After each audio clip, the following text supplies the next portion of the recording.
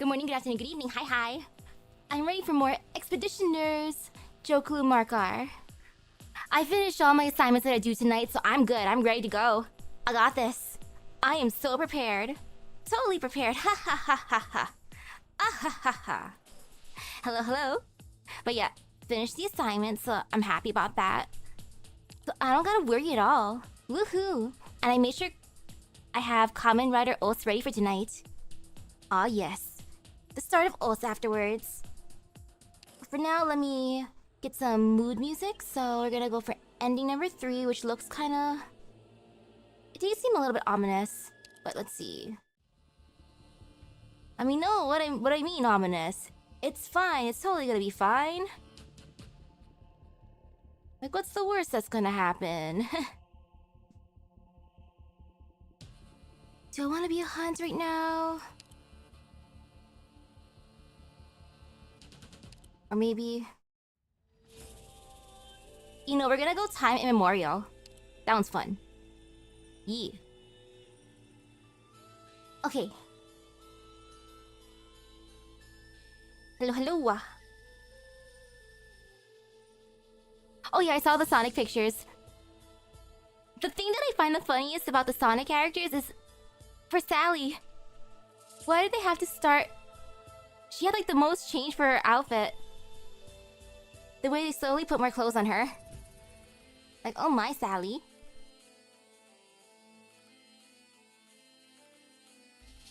Now let's see, for ending number 3 notes, let's go for... An unexplored area lies before you, so you stop and prepare to select someone to scout the way ahead. Solicit Velarkvin's opinion. Velarkvin relays to you something that she saw.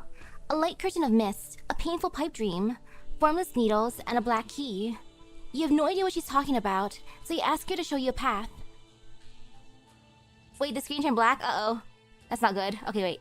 Is it better now? Because that was not on purpose. I clicked into a different window, that's why. But if it's all good now, woohoo! Okay. Phew! Velarkvin relays to you something she saw. A light curtain of mist, a painful pipe dream, formless needles, and a black key. You have no idea what she's talking about, so you ask her to show you a path. This time, she doesn't speak in riddles and draws a clearly visible route on your map. Route Weave Net. An intricate network is woven into a map that no one understands. It shows what seems to be a path that extends in all directions, but what it actually displays is only a result. Missing mountains. Just as you're about to make a misstep, someone pulls you backward. The mountains' shadows overlap, and a distorted darkness creeps over your eyes. In the face of your trepidation, the fortune teller-looking woman asks you to draw a card. How strange. As far as you know, neither the Sami or the Cyclops Sarkaz use divination as a way to tell the future. Pick a tarot card on the left. Don't be afraid of your own fate, and don't fear turning away from it either. Oh, the fortune teller is actually Gitano? Oh, I summoned Gitano. Oh, it's funny.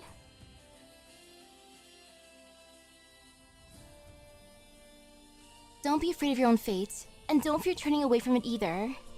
A prophecy, You'll see the light when you reunite with it, and understand that it has, all along, been waiting for you in the future. You look at the crystal ball she gave you, however, inside lies only a black mountain range, clearly solidifying as if it's not related to your fate. Peek into the eternal night. The moment she turns around to head north, mountains in black lie before her eyes, just like the omen she saw many years ago. Northwind Witch. You didn't expect to find a little cabin out in the desolate ice field, owned by a polite and proper multilingual Sarkaz lady. She invites you in for a rest and even prepares tea and desserts for you. Afterwards, she picks up her basket and heads out to the snow to pick plants. As she leaves, she instructs you to rest in the house and to not wander around. Or you may leave when you're done resting. In short, it seems she doesn't want you to poking around in the house looking for the secrets she has hidden within. Oh, good for her. And yes, no peeking around the house. Like, How Nymph did? Do as you're told. It doesn't take long for the witch to return, and she prepares a sumptuous feast for you along with some rations. You wonder why she's been so hospitable, and she dismisses you with a vague, "you have an important mission" excuse. Since nothing bad has happened so far, you just roll with it. As for original intention, who knows? It certainly wasn't love at first sight anyway. What do you mean it wasn't love at first sight? Humph.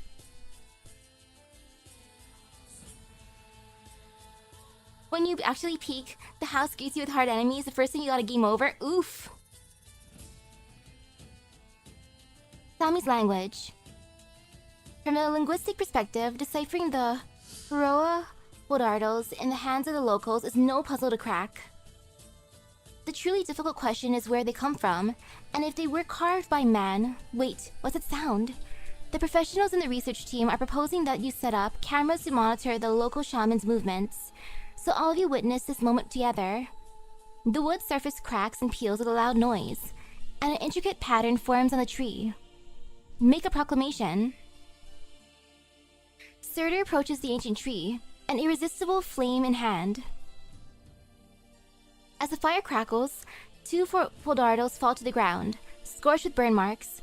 Flames, war, my memories. She mumbles under her breath as she watches the flames in the tree extinguish in the wind and snow. Afterwards, she takes her notebook to record something, and also crosses out a line. Unfreezing river. You unconsciously take a step back when you see the river. It seems to have appeared out of nowhere, blocking you as it surges down a mountain stream. You and your companions make use of the various instruments you carry, but collect no abnormal data, and have no way to explain the uneasy anxiety inside of you all. Look for tools. Luck is on your side today. You find a stable enough boat upstream, and it even holds a small amount of supplies. However, as you boat across the river, a melting ice crystal that falls on the back of your hand seems to call your attention, and you suddenly lower your head to see the starry sky.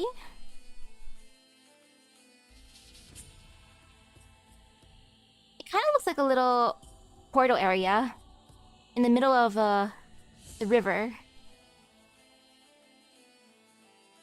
Entrance to the abyss. The research team has found a large and deep cave. It looks like a regular cavern, and looking down you can see a variety of strange plants and symbols. The team members are extremely excited, and hope to get your permission to use the survey equipment to probe the cave's extremities. Toss the pathfinding seeds.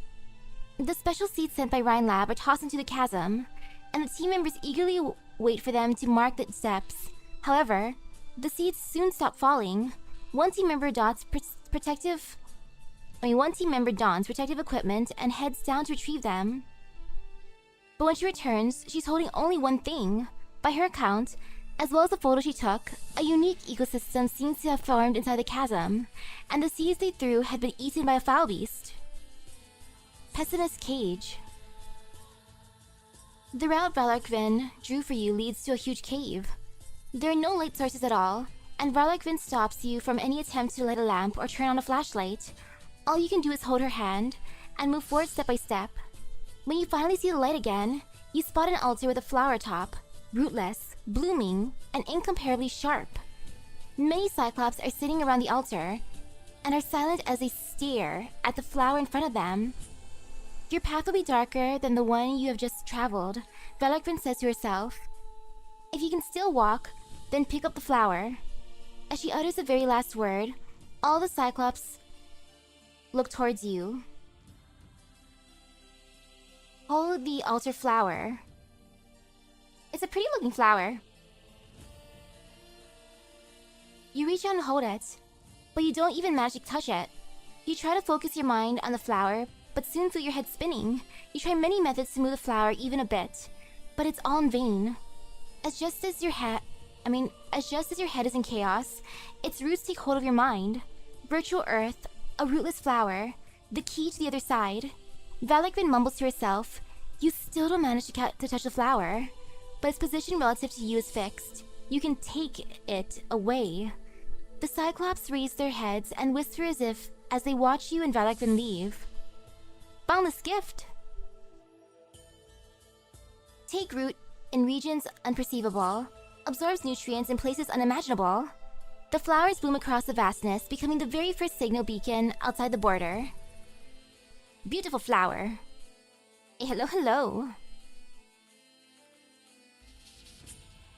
Okay, so Surtur, Nilsis, ending 3.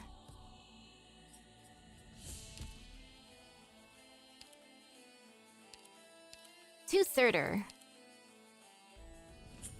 Expeditioner interviews. The pathway with no end. Should we continue to press forward knowing that there will be no end? Part 1. The girl checks her terminal again. Previously, she had jotted down the scattered scenes that played out in her mind as notes, and used them as clues to aid her investigation. She would store and organize her discoveries in the terminal, so she could refer back to them again and again. She found a chronicle of a Kashmirjan night legend. In a dense forest, a bandit wielding a flaming greatsword terrorized the area, robbing and killing many locals. The knights organized a campaign, but were unable to defeat a powerful bandit.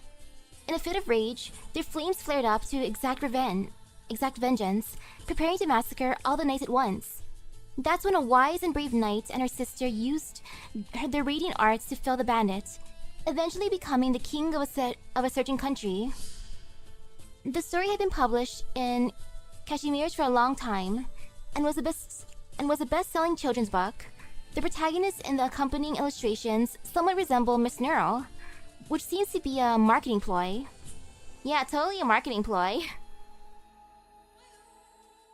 Ooh! The flower spawns as the ending with Boss 3? A mini black hole that has black tentacles on it. Oh no! She found a dessert shop on a street corner in Lithuanian. A few years ago, there's been a terrible explosion in the kitchen, and the chef at the time had died trying to save the dessert's recipe. Even more unfortunate is the fact that the current store owner failed unable to inherit his craftsmanship. Oof. She found the ruins of an ancient city in the Barren Lands. Decades ago, the sons of the city's lord fought amongst themselves for the right of inheritance, resorting to any and all means. The morally upright lord couldn't bear to see this anymore, and locked all of his sons up in the cellar. In the end, a fire caused by the Great Catastrophe swept through the ancient city, leaving no survivors. There was the account found in the diary of the ancient city's lord, but according to the residents of nearby villages, the lord himself had actually gone mad.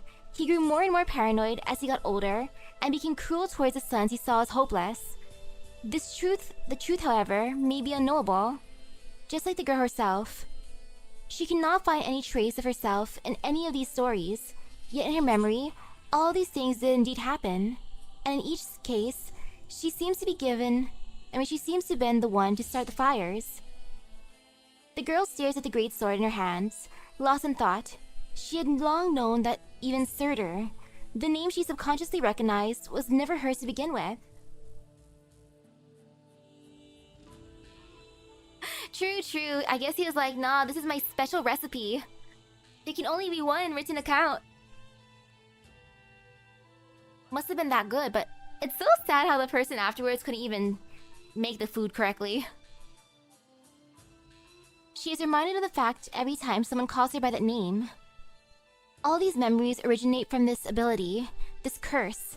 They are the memories of every Surtur. What exactly is a Surtur? Where exactly did the girl come from? Why, after all this time, does she still not even know if she is really herself?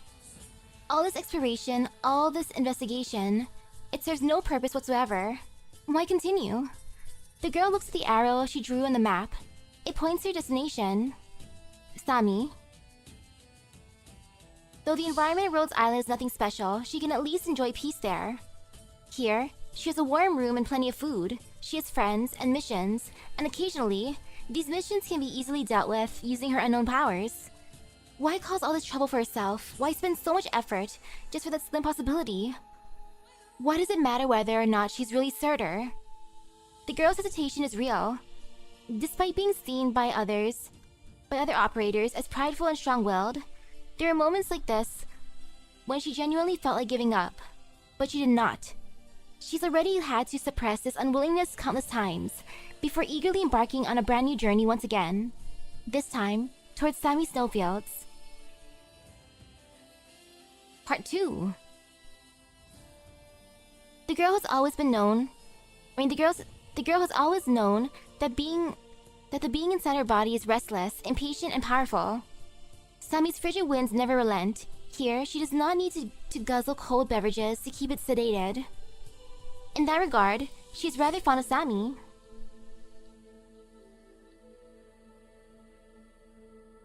She could have named herself that because of her great sword.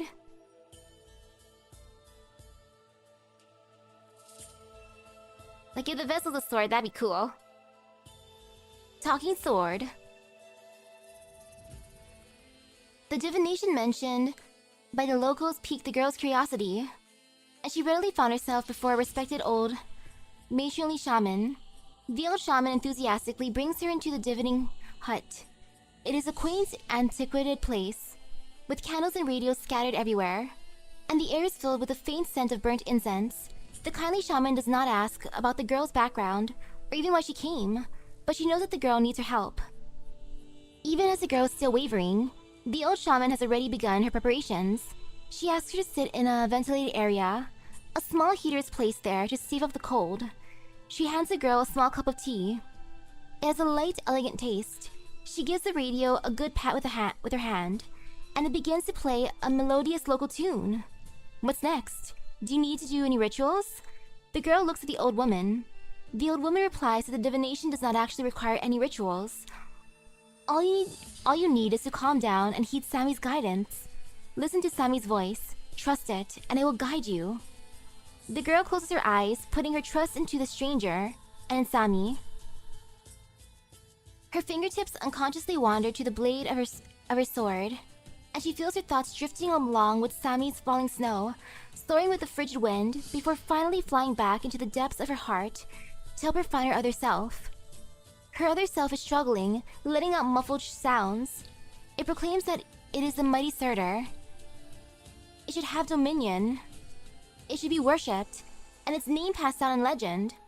But because it was defeated, dismembered, and sealed away by its craven enemies, it is now a shadow of its former self.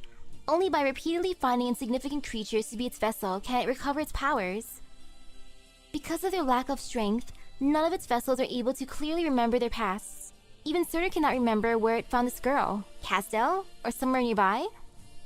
I like how even Surtur's like, girl, I don't even know how I found you, but we're together. We're stuck together now. But it does not matter. The girl was right to come to Sami. This is where Surtur was once defeated and sealed away. Within Sami's snowstorms, the enemy used its body to seal away its might. As long as the girl heeded its guidance and reached the right spot, she would easily be able to unseal it with its flaming sword. As long as Surtur could recover some of its powers, it would surely be able to help her find her lost memories. No matter how much the wind and snow try to hinder her, the flames would surely show her the path. A chill passes through her, and the girl snaps back into consciousness. A candle still burns beside her. The old shaman slowly points it out to the girl. In front of her, the flickering flame left behind 2 messages. The woman tells her the meaning of the first message. Sami watches over the kind-hearted. Simply believe what you hear, and you will surely arrive at your destination. The girl realizes that the old shaman thinks it is Sami's voice that she heard. Whatever. It was better not to point this out. Then, the woman gently relays the meaning of the second message. Most importantly, child, you must believe in yourself. Part 3. Sure enough, the girl followed the path of the flames, overcame the trials of the snowstorm, and entered the deepest reaches of the frozen expanses. There, she found a cave deep underground. The bitter cold inside the cave chilled her to the bones. But there was no wind at all. Ice crystals overlapped with rock walls, even time itself seemingly frozen over, as if nothing could penetrate this tranquility. The girl slowly walks into the deepest stratum. A giant tree's branches have been deeply intertwined with this place, joining the rock formations as one. There is no greenery to be seen here. It is more akin to a stone sculpture than an ancient tree. The girl does not hear a word from Surtur, but she can feel it. It is becoming restless. This must be the core of the seal. The girl tightens her grip on the sword's hilt and slowly approaches. With each step she takes, she can feel the breath of life from the stone-like tree. Tongues of flame boil over from the sword. Surtur is right. Only one strike is needed to break the seal. She cannot help but reach for the ancient tree with her hands. Its surface is obviously cold and rough, but for some inexplicable reason, it reminds her of that old shaman. She remembers the shaman holding her hand, warmly inviting her into that divining hut. At that moment, a new image emerges. She sees his familiar city reduced to ashes, and land turning into an endless snowfield. A massive beast wreathed in flames and lava brandishes a burning sword, crackling as it rampages. On the other side, the ice-filled Firmlet dauntlessly endures the flaming giant's strikes with its body. Its blood and limbs splatter across the ground, sinking deep into the white snow. Upon realizing that its sword is of no use, the flaming giant becomes fearful and hesitant.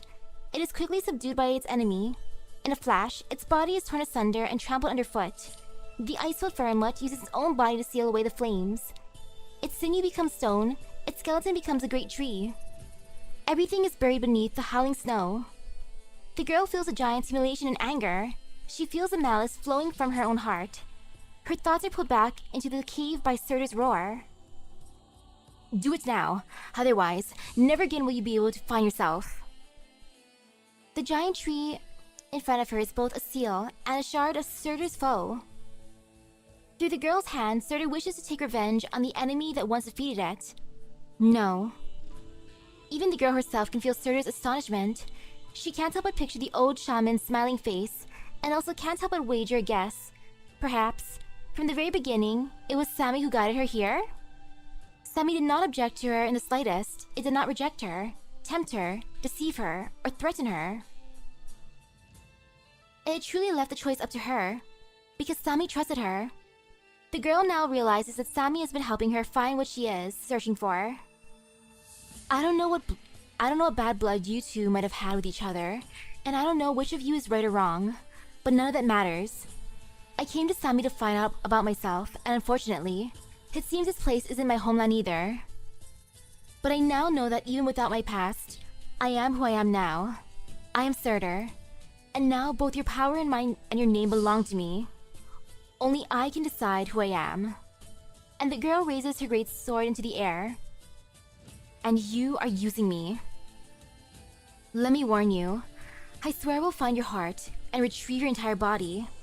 If you still dare to order me around, I will use your own power to completely eliminate you. Dang, that is harsh. I like that. The girl ends her expedition into Sammy in silence. She is no longer trapped by thoughts of her past, because she is certain that she can find the answer. She prefers to spend her mental energy thinking about how to face the future.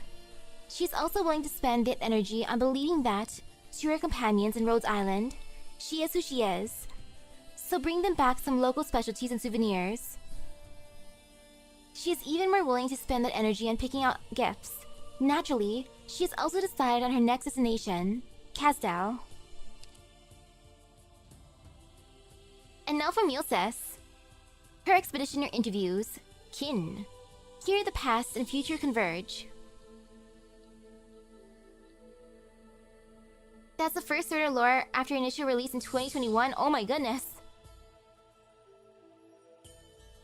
Part 1.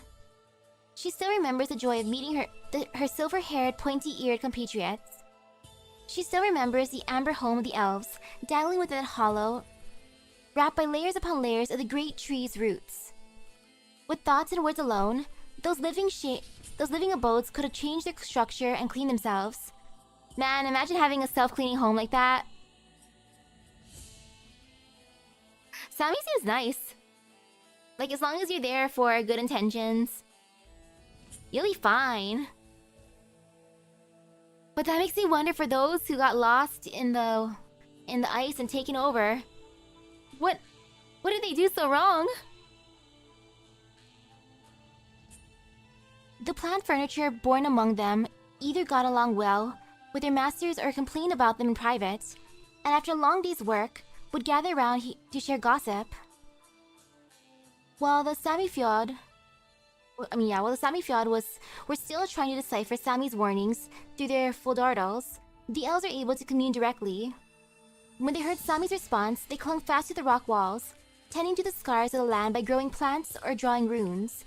They rarely left the embrace of the great tree, singing and dancing among the branches in the early morning, spreading nature across the craggy walls after a midday respite, and listening to the music woven by the plants and studying the words and notes handed down from the past by nightfall. Their lives are simple yet profound. A faint sense of familiarity brushes across Milce's sensitive nerves. But even these fragments of familiarity are sufficient to make her realize something else. Here, she is an anomaly. This is not a fairy tale land where people can connect with one another simply by being of the same kind. What Muses had to confront is an entire cultural ecosystem spanning tens of thousands of years. Almost everything Muses knows comes from the environment and education of Colombia. To be able to understand one another, both sides must undertake tremendous effort. Yet at the same time, what the elves can offer her pales in comparison to what Kristen promised, so she ultimately decided to leave, taking with her confusion, doubt, and loneliness. Ooh! Serta has IS notes for IS5. Ayy. Part 2. What is it exactly that allows the various peoples across the lands to set aside the differences of race and identity, and come together for a common goal? It is the pursuit of ideals, and the exploration of the unknown. When Muses first arrived at the base camp in front of the megastructure, researchers and explorers from all across the land had already gathered there. Further ahead, the megastructure stood silently. Though the collapsal known as Cresson had already disappeared, the collapsal value in this area is still terrifyingly high. Everyone lives in constant terror of the collapsal paradigm's impact, as well as the fear of being contaminated and turning into collapsals themselves. Yet for the purposes of exploration and research, they still built a base here, preparing for their projects. Nothing can curb their thirst for knowledge.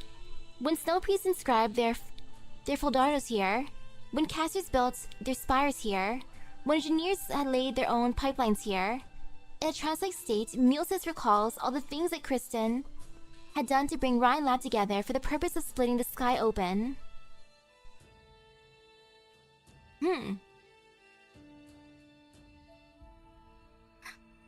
Ooh, between Marcel and Muses, who would win in a 1v1?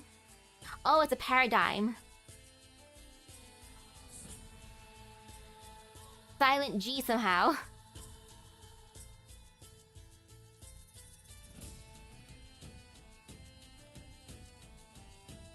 You know, just because she has more elements, I'll go for Marcel.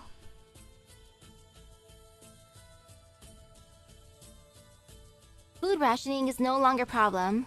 The anti-collapsal measures, developed at a great cost, have successfully passed through the initial development phase and have been shared with everyone at the base, but the project as a whole has nevertheless stalled. People lack the knowledge and ability to make sense of these prehistoric facilities, and even the one from Rhodes Island is neither omniscient nor omnipotent. Muses can ensure that people live here comfortably, but there is little she can do about these other problems. More help is needed. The ancient peoples that lived here, Muses' thoughts quickly turned to her compatriots from Sami. They're reclusive and independent, and do not wish to be disturbed or changed by outsiders. Muses knows this very well. However, wasn't she herself an elf who had deemed it impossible for others to understand her, and sealed herself off in her water? Muses decided to knock on the door of the elves, with questions in mind and a broken device in the megastructure at hand. They promised to repair the device she brought. As they worked, tough branches weaved through soft steel to probe at the damaged components. Transparent tree sap was both an adhesive and a repair material, automatically changing properties based on the type of damage. The roots of the giant tree were more precise than any machine she had ever seen. With the elves' accurate pinpointing of the cause of the damage, the device was as good as new in no time. Muses was overjoyed. She hoped that the elves would also join the research over the ice-filled megastructure, With her knowledge and insight, she could practically see the changes that would be ushered in by such explosive technological advancement. As expected though, they turned her down. Neither distrust nor arrogance even entered the equation. Sami still sleeps, and the land is still scarred. Their mission is not yet complete, and aiding others was not part of it. After a long discussion between the two parties, Milsis came up with a solution. She would study here, and regularly bring what she learned back to the base camp. However, she would not reveal any information about this place, nor bring anyone else with her. That way, the elves would still be able to maintain their traditions, and the expeditioners would be able to make breakthroughs in the research on the megastructure. The elves looked at each other before agreeing to the plan. Whether this was due to their undue favoritism towards their kin, who they just met after hundreds of years, a compromise in response to Sami's rapid environmental changes in the recent years, or some other reason, we do not know. However, for Milsis, this is truly a new beginning. After piercing the veil of the sky, after countless years of confusion, she finally had the opportunity to understand the elves, herself, and the meaning of her existence. Part 3. Elves are not a panacea, and have no way to free a soul from its suffering.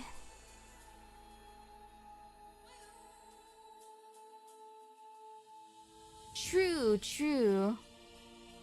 For the OPP event, Aegir is willing to help Kelsey in regards to Sami. I wonder what their counter for the collapses is.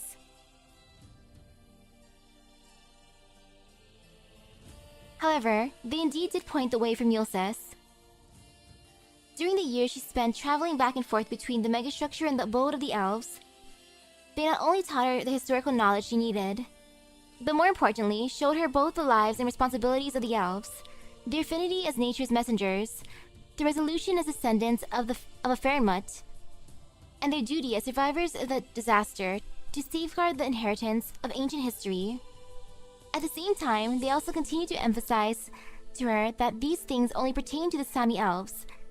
She had left the clan and struck out on her own. However, that is also precisely why she is free to choose her own path.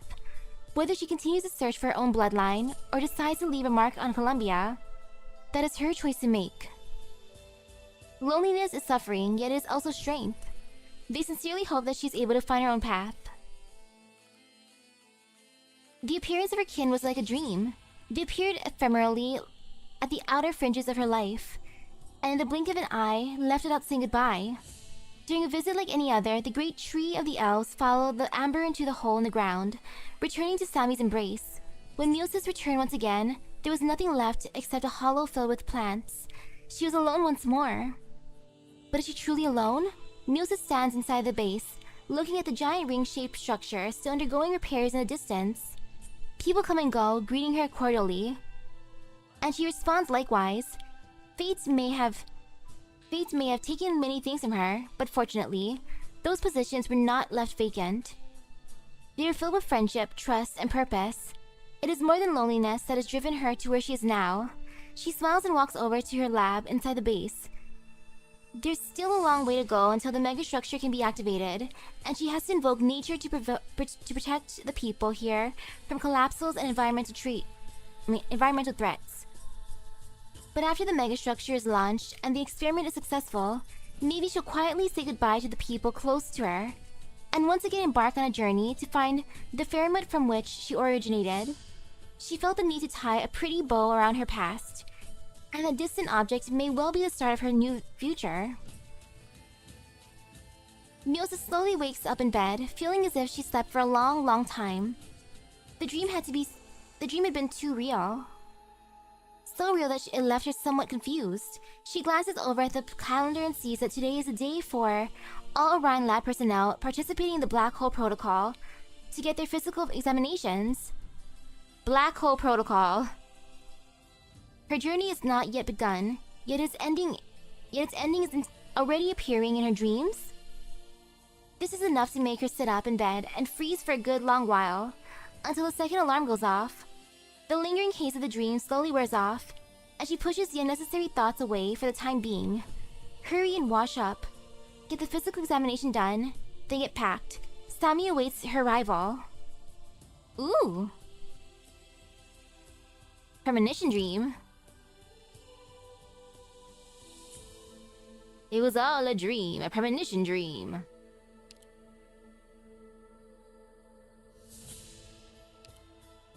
And now for the third ending.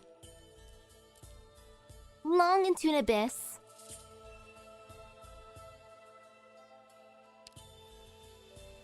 Boop. Ending number 3.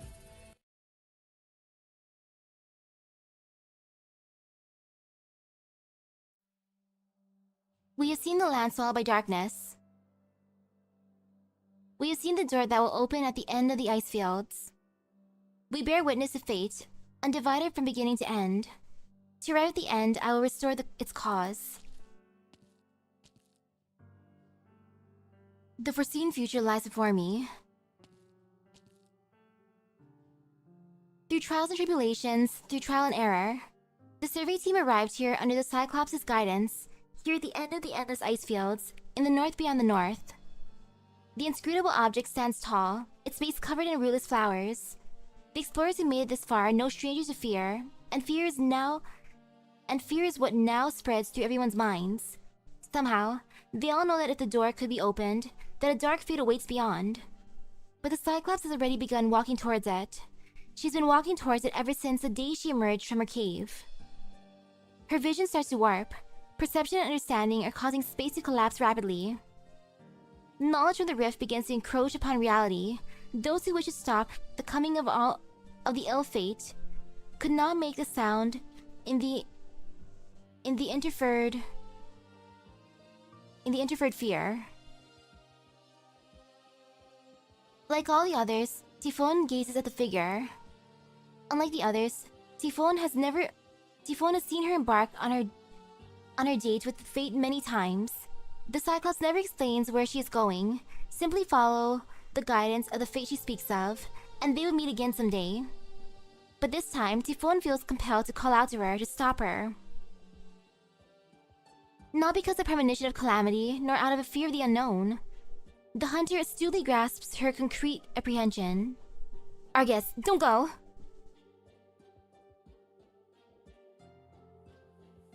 The Cyclops hears a call and turns around. The great ring begins to spin, reflecting darkness bright as a starry sky, brilliant colors meandering. A collapse is occurring, one that far exceeds all recorded instances. She has seen it all in her foresight.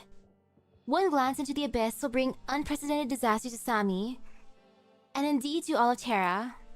The prophesied moment did not tell her of how long she can hold it off, nor how much anger and hatred would be directed at her in the days to come.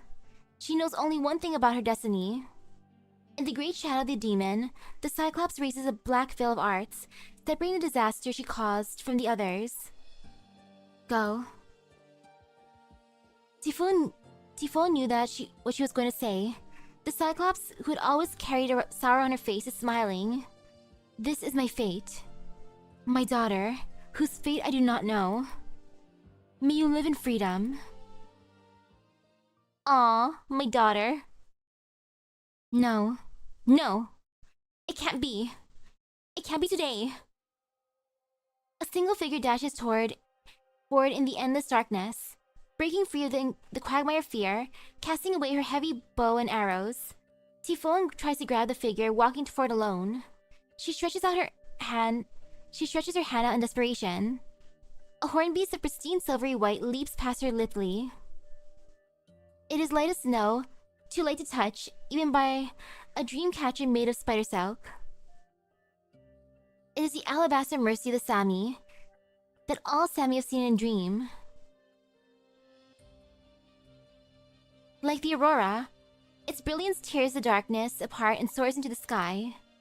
Sami, sovereign of beasts, charges into the demon before it. A great flash explodes towards the warped, visible space, its rays scattering in silence and disappearing into the unfathomable void. The silver frost of the horn beast fades away with the terrifying stars in the shockwave. The energy annihilation causes the ice crystals to sublime. Droplets of hot water fall into the end of the ice field. Alma's affection gently melts on the hand of its daughter, still stretched out towards the abyss of fate.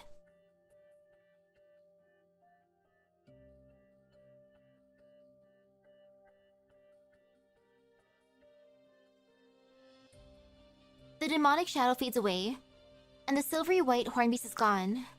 The eldritch colors of the ring are gone, leaving only ancient silver white on the ice. All present look up at all this in a daze. Finally, a researcher breaks the silence with their footsteps. The researchers begin to survey the great ring, but never find a way to activate it, nor any gaps that they could traverse. Typhoon searches the ground nearby. She is looking for a solid snowball with the mark of a beast's horn. I can't find it. Strange. The mother should have left a blessing behind. What do you think, Arges? She could not accept that the great horn beast has departed. Its return uncertain, but Argus shakes her head. Its footprints disappear in the never-ending snowfall. The two Sarkas who do not belong to the Sami Elafia whisper the gratitude to the love of Sami. The storm seems to have passed. Hopefully Alma's alright. But the prophesied fate has yet to come to pass. Much like her destined death, the door will truly be opened one day.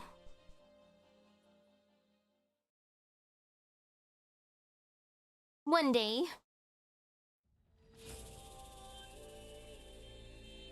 And now part 1, Water Drop. Velegvin meditates in the cave, oblivious to the passage of time. The sound of the wind and snow cannot reach her here, other than her own heartbeat, breathing, and the blood pulsing through her veins. The only sound she hears is that of the mist condensing on the rock wall, slowly forming into dew. The foresight of the Cyclops gazes up only upon the future. The vision left behind by the Cyclops, who became the king of Sarkas 1,000 years ago, continues to be passed on through generations. The shadow will spread towards Terra, from the end of the ice field. That which is real will collapse and shatter. There are no corpses upon the land, for all land itself is covered in void. At first, the kin who died on the journey to the north saw neither icefield nor demon for their entire lives. They passed on a prophecy they could not understand to their sons and daughters, like a blind man opening a coffin to sketch the face of the deceased as they lived. Now, the clan lives in the mountain, watching the icefields to the north as the nature of the vision is revealed, along with that of the icefields. It has not changed the duty of the Cyclops. They are still waiting for the far future, the finish line of fate. Until then, her job is to delay its coming. Velegvin's thoughts do not stop there. Aw, she intends to banish herself to the shadow realm of the demons and hold it on her own all by herself. Truly a badass. She sees herself extend an invitation to the group of Southerners who approach the research station. As they speak, she foresees dead bodies strewn across the ground, their faces blurred, their laughter and mirth brought to an abrupt end, leaving her holding a flower that should not exist, with an endless sea of flowers behind her. Even so, she chooses to shake the hand of the survey team's leader.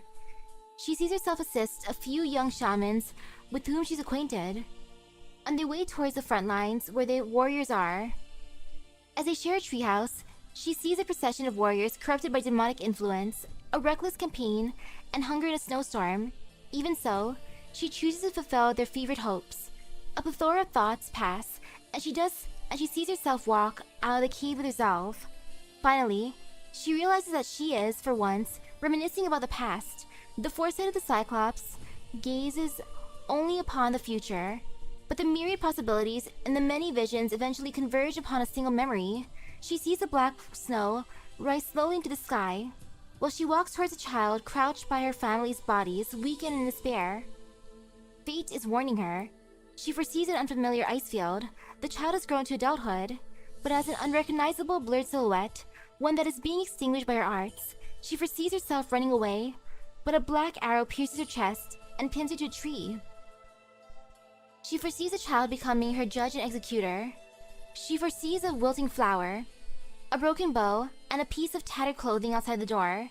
She knows that all this pain is destined to occur, but she closes her eyes. All that's left are the painful, clenched, trembling sobs. She embraces the sobbing child. In her warm embrace, the child finally opens the floodgates, and tears flows into Valakvin's collar. She opens her eyes, and a drop of dew had fallen onto her skin, still bearing the scent of the rock wall.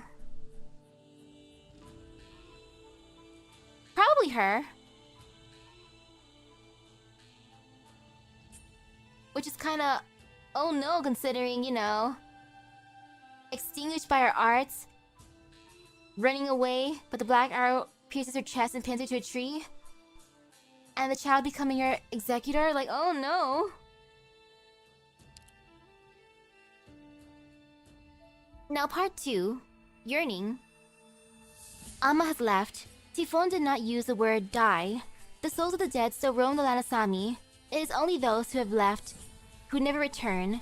She went over the hills and tundra and through the Mirkwood. Always with fear in her heart. What will become of Sami without Amma's protection? Will the forest wilt? Will the horned beast still find sanctuary? Will the snow that has not been stepped on by Amma never melt? Typhon found herself relieved that she saw that none of the sights had changed. The forests were still lush. Bubbling hot springs melted the nearby snow. The young hornbeast cuddles by her side, knowing that she harbored no ill intent towards it, and chewed on new leaves sprouting from the bush. Tired from the long journey, she almost falls asleep with the foal. When the foal closes its gentle eyes, however, she awakes with a start, remembering the white hornbeast that hardly ever opened its eyes, which no longer protected the souls of Sami. With unskilled warding arts and arrows, she repels another shadow that has not yet grown into a threat, ensuring the safety of the foal. But the hornbeast did not know that Amma has left. It kept its old habits, sleeping in the shadow of the canopy without caution. Soon, Typhon realizes that no one knew that Amma has left, for Sami has not changed. Amma sacrificed itself to protect the souls of Sami, and faded away forever. But those who it protected only think that they have not encountered it. Typhon rescues a tribe caught between the hedges and warns them to be more careful, for Amma can no longer protect them. They answer, yes, Amma has many to care for. We cannot always expect to receive its kindness. We must take care of our own children. Typhon calls out to a hunter in the woods. You won't find the little snowballs that Amma left behind anymore. But the hunter does not believe her, because those who sought Amma's affection were always the last to find it. Thinking about why the snowballs are not there is the reason why one does not find Amma's affection. The hunter smiles at the child and tosses a little snowball towards her, landing at her feet. There is no way to say farewell to Amma with her, no one to prepare a funeral. How can she prove that the melting snow that fell on her so long ago? Typhon's sorrow becomes anger, but there is nothing she can do she can take it out on. She cannot blame people for living a quiet life, nor the forest for its greenness. Therefore, she continues to wander, doing her best to protect all of it. Until she encountered a snow priest. She tells the snow priest out of habit that Amma no longer protected them. The snow priest nods. This was the first time that someone listened to her. Finally finding an outlet, she pours out many stories about Amma, until there is nothing left to say. Then she mutters, but all this is no more. No, answers the snow priest, who until now has listened to with infinite patience. Do you know why Amma remained in Sami? Remained? Amma and its kind have never belonged to any land. It stayed because of its attachment to the land and the souls of Sami. But Amma's gone, Typhon says, even more anxious. Has it merely left Sami? Does it not care for the land of the Sami anymore? If you know where to look, child, its love has never left. Typhon wants to ask more questions, but the snow priest has stood up. Their silhouette headed into Mirkwood, then seems to overlap with the shadow of an aged tree. Snow falls from its branches, and a black foul beast takes off from the shadows between this tree and snow. Typhon runs towards the spot. The footprints end abruptly in the empty ground. The snow shines with the bright reflection of the light from the twin moons.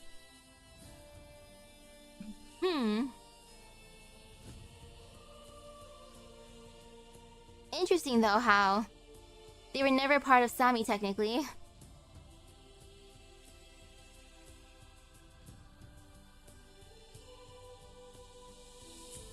So I wonder how that is.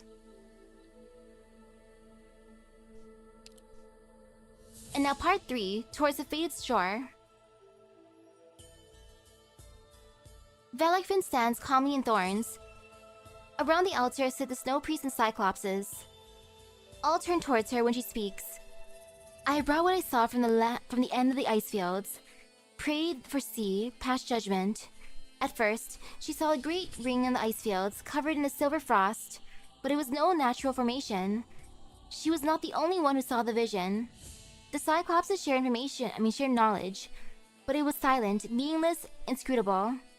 Then Velekvin saw the demons emerge from the ring, just as foretold 1,000 years ago. The cyclopses learned that the object located at the end of the ice fields was a gateway. But the ice fields themselves were inhospitable to any living soul, except the disaster who had come into the world. 1,000 years of observation could not provide an answer. What is it? It had no more emotion, no more thought, no more means of expression or communication than a natural phenomenon. In past records, they seemed to appear out of thin air. So why did they now use the ring as a gateway? The demonic threat to Sami was growing. Sami warriors and the Cyclopses each took action on their own. For an instant, Velekvin gazed upon a vision, the likes of which she had never seen. She did not tell anyone about the vision. For once, she had a clear vision of herself. More importantly, she saw that the ring before her was different. It reflected the starry sky like a mirror. In that instant, she decided that if she was destined to be there, that she would choose the cause herself. She would go before the ring to observe and integrate all that she saw into the collective memory of the Sarkaz. She would supply knowledge for her questions that could not be answered in the past, and she must know that why the door would open when she arrives there. If she could arrive there, so could humanity. If there was a way to open the door, then humanity could pass through it. Destiny appeared as an ill fate, but it was not a dead end for humanity. She did not care whether it would be a dead end for herself. But she survived. Back at Sami, she bids farewell to Typhon and the research team beneath the mountains, and tells her experiences to the warriors of the north. Then she tells it again to the assembled snow priests and cyclopses. She is neither forgiven nor punished. After a long silence, one member of the assembly stands up, their voice echoing in the cavern. If we must pass through the door, then at least one of the great enemies that wait yonder has been defeated. We do not know if life and death apply to our enemy, but we know that a victory buys a period of peace for the land. Observer, explorer, or survivor, this is our best chance.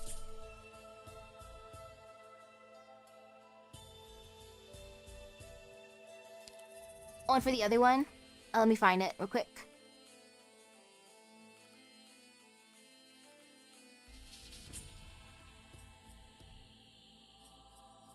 But yeah, never part of Sami, because it says over here, Amma and its kind have never belonged to any land. It stayed because of its attachment to the land and souls of Sami. So, technically never truly a part of there. It just decided, you know what, I kind of like this place. Let me just stay around. Which is pretty fun. Because I would have thought that, you know, they were created there, but if they were never... If its kind never belonged to any land, then... Maybe they also came from the Portal Land. The Portal World. And now for Unfinished Fate. For Part 4. Typhon strokes the piece of fabric she has dashed into her quiver. People brought back this piece of clothing left behind by Velekvin at the Great Ring, and since she has habitually carried it with her, within her quiver and on her person, just as she had used to do with the little pieces of snow back when Amma was still around. Things in Sami have improved. A number of researchers from the megastructure back then had invited her to see the land beyond Sami, to see how beautiful the new metal trees made from brand new materials are. Typhon did not know if Velekvin had a hand at this, but she agreed anyway out of nostalgia. Oh, this seems like a happy ending so far for part 4.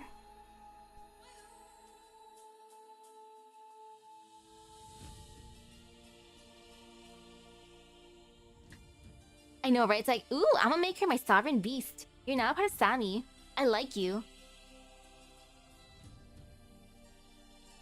Especially since you're so, like, majestic looking compared to this guy named the Emperor who left me.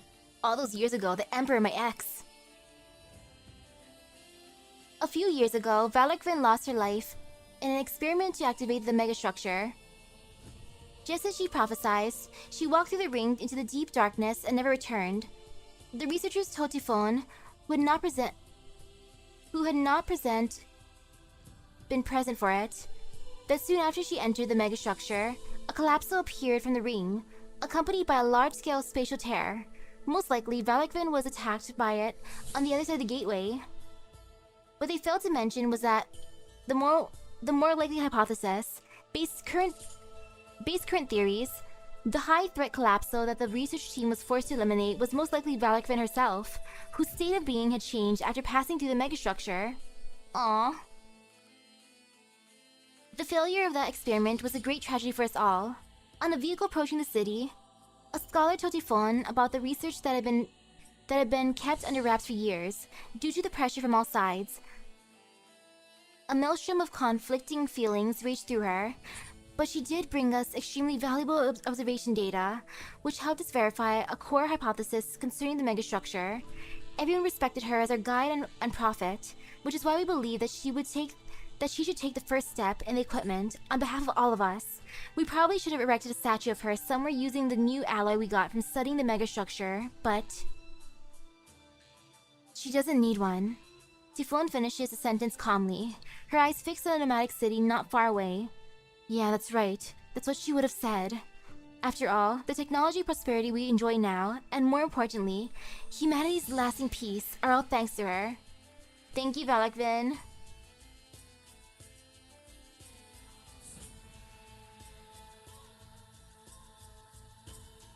It could have different functions. Portals to different areas. Maybe even... probably a weapon, unfortunately. Or it could be used to grow pretty flowers, you know, those special flowers that grow around it. And just around it. After the incident with the first activation, scholars from every field and intellectuals representing every culture gathered at a conference table at the newly restructured Icefield Research Base. Though the meeting could not be widely disseminated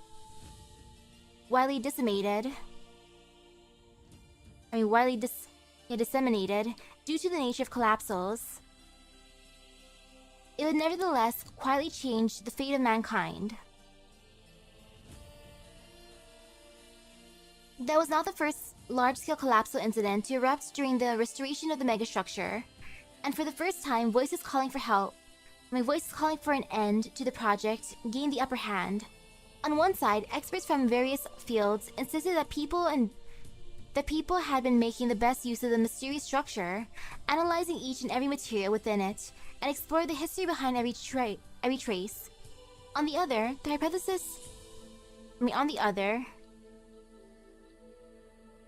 hypothesis had already been verified. The observation results completely lined up to their expectations, and they already understood how this megastructure caused a collapsal entity to penetrate into reality. From this and other clues, one could conclude that this is the gateway through which the demons launched their initial onslaught on reality, and that the man-made structure and its spatial stabilizing devices were the accumulation of previous confrontation to the demons.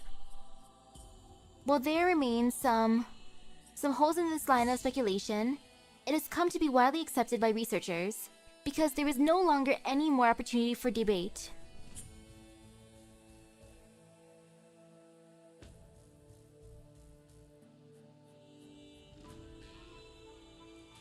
Oh, definitely. Since you're able to reach the megastructure, I'm sure Rhodes Island has heard all about it.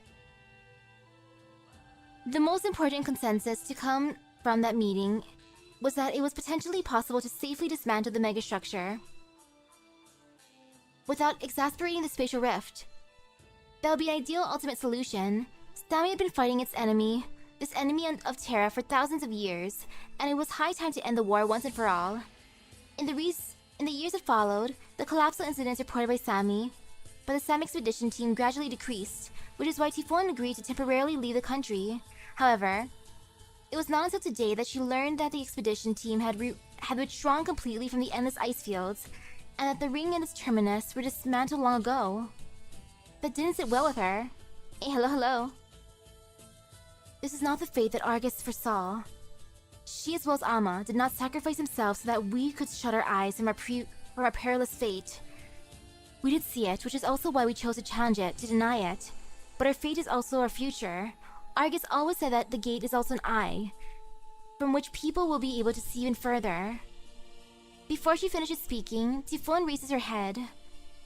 In front of her eyes, the metallic forests of the Southerners glimmer with silvery light. Yet she feels her bow become heavy. Nothing is forever, and her weapon recognizes its prey. Now, we're trapped here. So that's when we don't... No travel this time, huh? And that one they're just like, nah, you know it's kind of risky. Let's just dismantle it. Which is kind of understandable, but at the same time, oof.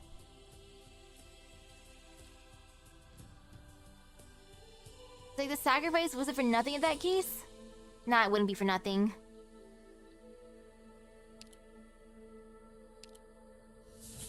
Now for Wanderer's vision. Unfamiliar friend.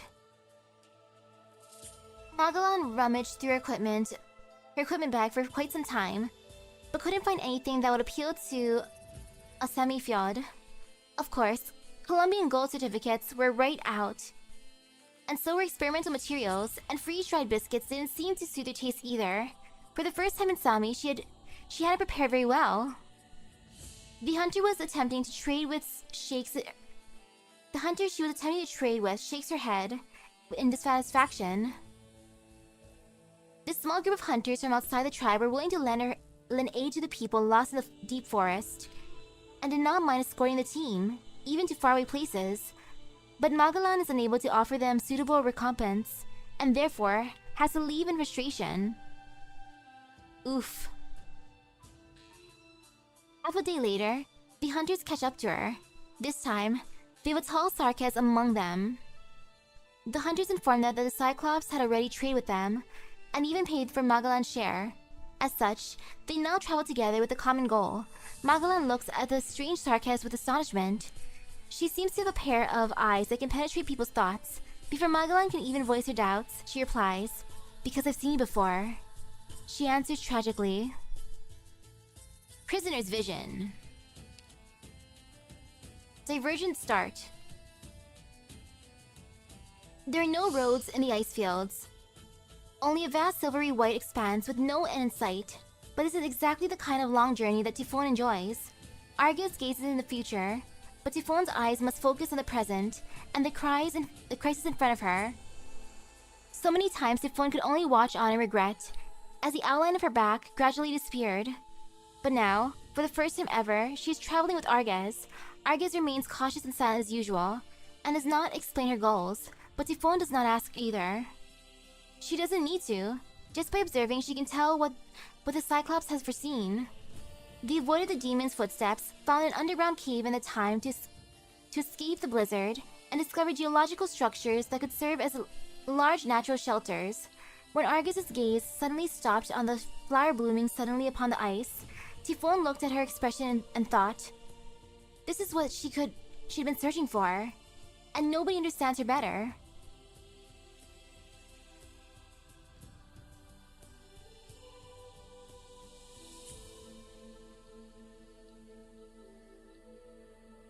You think only Kelsey and the doctor know what the megastructure is? Maybe only Kelsey, depending how much knowledge we gain back.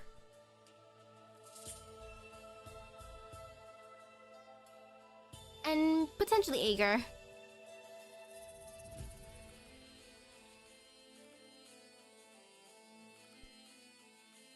She doesn't need to. Just by observing, she can tell what the Cyclops have foreseen. They avoided the demon's footsteps, found an underground cave in time to escape the blizzard, and discovered geological structures that could serve as large natural shelters. When Argus's gaze suddenly stopped on the flower blooming suddenly upon the ice, Tifona looked at her expression and thought this is what she had been searching for, and nobody understands her better. Please help me send the flower back to Kapat, a certain Colombian, and so, Argus makes a request of her. Also, I need to find a group of lost southerners, but the scientific expedition team lost in the snowfield never returned to town, and the flower was never delivered. Tifon's footsteps would finally cease in the course of her most beloved journey.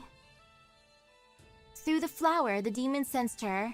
The shadow had caught up to her, and this is where the collapse of all evolution begins. Tourist vision. Resolute effort. Argus sits in the darkness, away from the campfire, meditating alone. To be more precise, she's just thinking.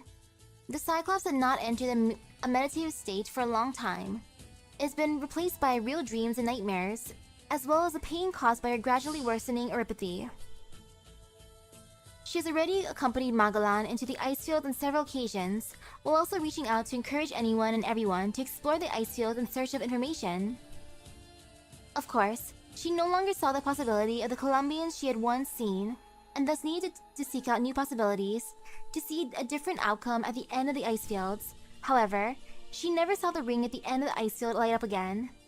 Contact with the outside world only brought her a clearer perception of the passage of time, the flourishing and withering of nature, and the fate of birth and old age. Sickness and death were no longer merely drops of water falling on a rock wall. What should she do to transplant the lifeline guided by fate? She is willing to do whatever it takes, but how? Argus lifts her head and takes a deep breath. For some inexplicable reason, she thinks that a certain tragedy she had foreseen is due to happen now. So she watches the dark shadows cast over by the campfire, where the explorers are sitting. She does not raise her voice to warn them. Instead, she simply gets up and leaves quietly.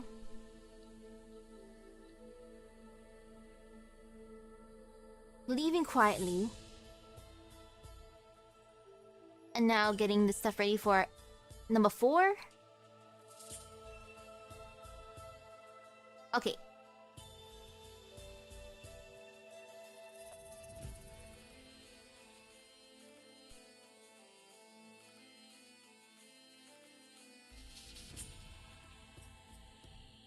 Valakrin was able to find a boundless gift flower and saw and passed the Cyclops safeguarding it. So Cyclops and boundless gifts is a requirement to open the gateway to the Collapsos.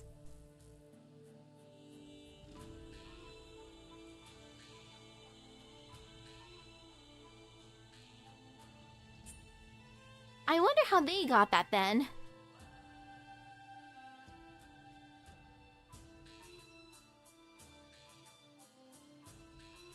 Like, if that really is how to start to open the gate specifically for that area.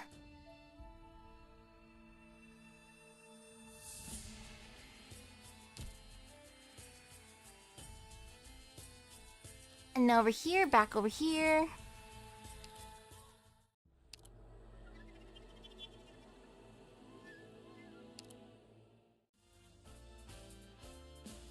I'm sorry, I just have to.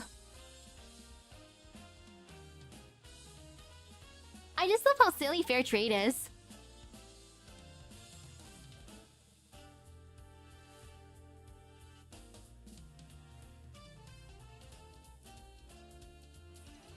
Okay, I had my fun.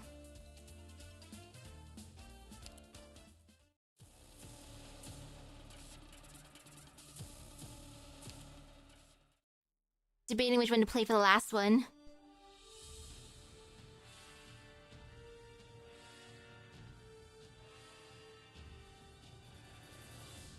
You know, we're gonna go out with some boss music.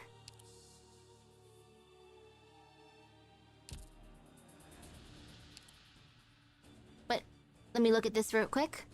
I'm just gonna click on this real fast though. So we're gonna steer here, but go to the notes first. For ending number 4. Many years have passed since the giant facility at the end of the ice field was discovered, and many great things have happened since then. Terra Icefield Megastructure Research and Restoration Convention, the birth of the Black Hole Protocol, the Fairmont Sami's departure, and a spike in technological advancements brought by Collapsal Research. Yeah. Every explorer undoubtedly dreams of traveling north to the place that changed everything, but what exactly is the test mentioned in the invitation? That's when you notice an unfamiliar figure in a camp that no one else seems to perceive. Display the Horizon invitation. You subconsciously pull out the invitation and hand it over to him. He takes a look, nods, and turns around before vanishing before your eyes. You seem to catch a glimpse of the Rhodes Island logo and a bone pen as he disappears. Oh, logos. However, the very next moment you find yourself in the sands of Sargon. Your team members are panicking at this sudden shift, but you're fully aware that this is a test for you to prove yourself.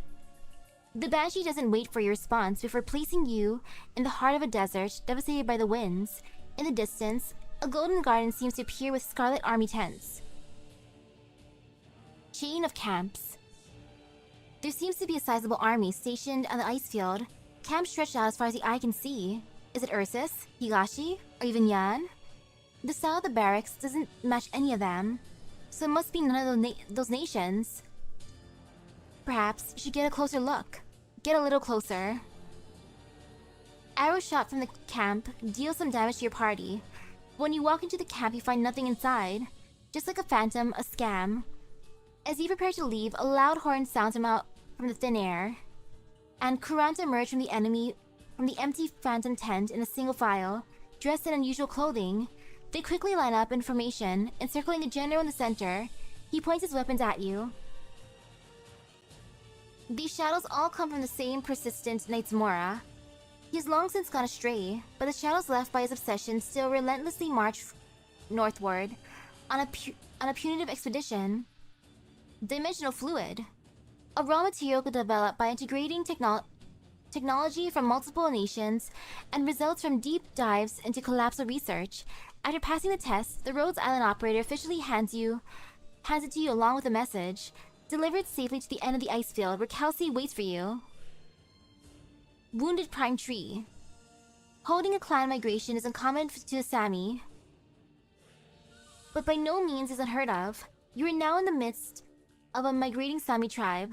The clan tree making long and huge strides, starting and stopping as if unceasingly waits for its clansmen and their livestock to come along. These tribespeople look exhausted but still greet you politely. Their snow priest has already agreed to tell you about their experience so far. Gaze at the clan tree. Suddenly, you feel dizzy and your vision seems to be clouded by a layer of shimmering stars. Your energy is also rapidly draining. The snow priest clutches your shoulders with both hands, and you come back to your senses. She solemnly urges you to look steadily forward on the journey and tells you a ton of useful information about the area ahead. In subsequent conversations, you wisely avoid bringing up the clan tree as a topic. Black footprints. Your teeth are chattering. Dead beasts, countless dead beasts, dirty snow covering their bodies. Intuition tells you not to go any further in the direction, but you're unable to free your legs from the quagmire of fear. You don't know how long you spent standing there, until the burly local warriors have you surrounded. Reconfirmation, you have met the relocated clan tree before. You share with these warriors all you know about this threat, the menace that has already roamed for hundreds of miles, and perhaps beyond, blackening the snowfields as it goes. From their pensive expressions, these Sami seem to know what it is, but determinedly refuse to divulge even a word to you. They give you some supplies in return. On site at public nomadic station N6. A snowdrift taller than a person appears right in front of you, and under your instruments prompting, you and your companions unearth the corner of a half-buried building with two large doors. The lights in the doors are still lit, one green and one red, emitting a faint glow. Seems like Angelina has something to say. The girl nods her head and raises her staff after hearing your words. With a flash of light, A bunch of things begin to appear out of thin air before loudly landing before you. A radio-like female voice sounds in a somewhat strange dialect, mentioning clearing the path, gratitude, and so on. After another flash of light, you find yourselves in a snowy field surrounded by the items from before. You can still see the building from a distance, but it appears to be once again buried in the snow. Yeah, it seems like Angelina's coming along this time. On site at Public Signal Amplification Site 756. You find a patch of what the tribespeople call a glade, which glows when you step on it, and seems to be an important landscape in this area. You walk to the center of the clearing, and notice that a part of the surrounding snow begins to disappear into thin air, revealing streaks of spectacular light in the ground. Then, your communicator receives a signal, the first in a long time. And the voices of your other companions left behind the camp far to the south erupt from it, and it sounds like they're in complete disbelief. Contact Kelsey for reinforcements. You try your best to concisely communicate your needs to the person in charge of Rhodes Island. The light on the ground quickly dims, and communication is cut. Later, you are pleasantly surprised when the support team catches up with you. For not only did Kelsey understand you fully, she also trained your reinforcements to be better partners in your expedition. Crossing Sammy's arm, the research team walks up the mountain ridge, the land behind gradually fading away. The distant scenery is shrouded with wind and snow, and the only thing nearby is a single path with no end in sight. You and your teammates are walking in between, not knowing where you have come from or where you're going, merely repeating the advancement on this journey. The mountain gale roars, the falling snow rumbles, and nature questions the group. Do you still wish to proceed? Proceed. Nothing can stop us. It is obvious that the environment can no longer stop mankind's footsteps, and so the mountain range raises a peak in front of everyone. Sammy wishes to understand your determination. One small step for expeditioners. The portal. One moment you are deep in the ice field, and the next you find yourself in a scorching desert. Behind you are the ruins of a megastructure, identical to the one on the ice field, except almost completely eroded by the wind and sand. You consider the harsh environment ahead, and immediately send a request for help to the other end of the gate. I guess so.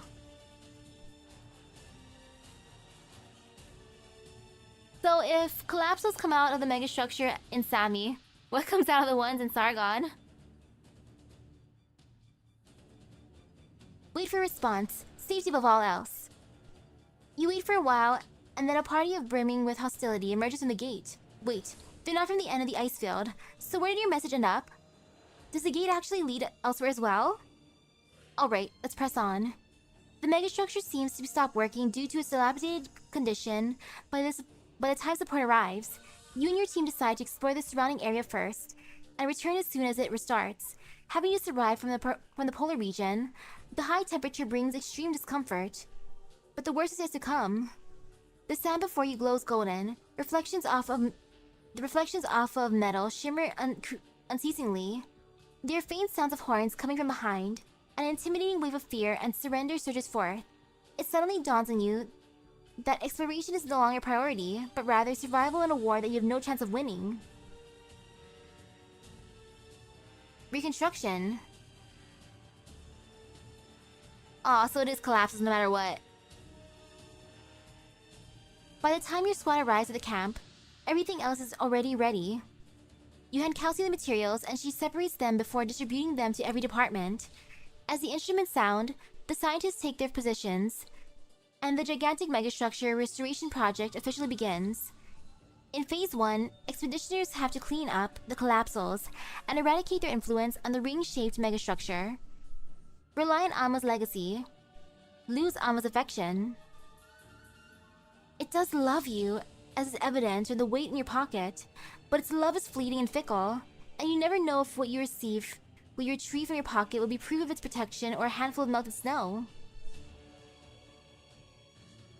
After eradicating the collapsal menace, we need to investigate the megastructure and attached buildings, simultaneously repairing any damage done with Terran materials and activating the dimensional stabilizers originally used to deal with the crazed Priest Lycion, with the Sami Snow Priest's assistance and the analysis and application of the elves' prehistoric knowledge, we should be able to completely stabilize the disorderly dimensional currents and ensure investigations and repairs will not be interrupted. Stabilize the Snow Priest artifact. Gives Tree Scar Helm. Restoration on site cleanup is complete. Finally, we have to decipher the connection between the megastructure and the various operating devices in the surrounding buildings. Colombian researchers, Lathanian casters, Sami shamans, and a few squads of sarcasms proficient in witchcraft work together to overcome this final problem.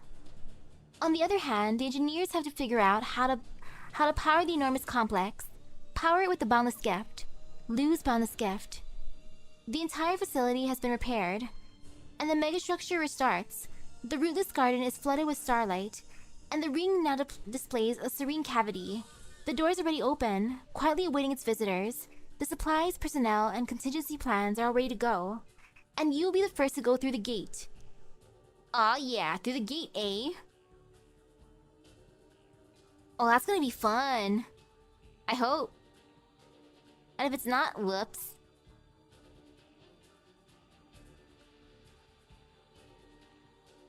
Now before the big beginning, I'm just gonna be right back. Gonna grab a cup of water.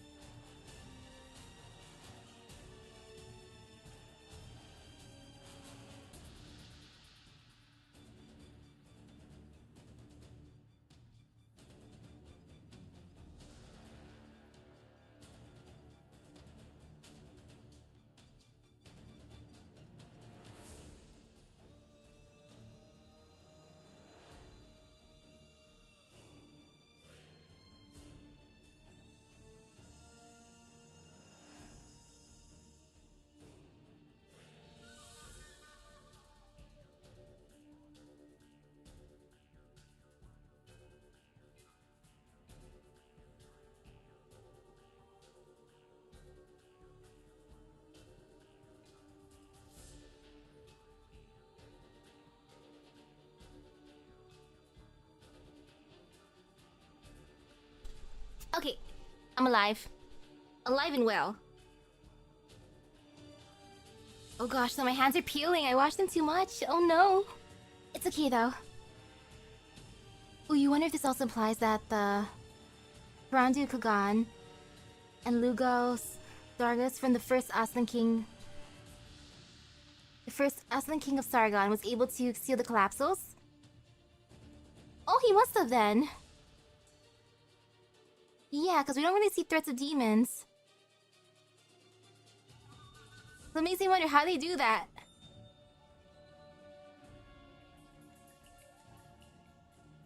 Do you think the size of kings is involved?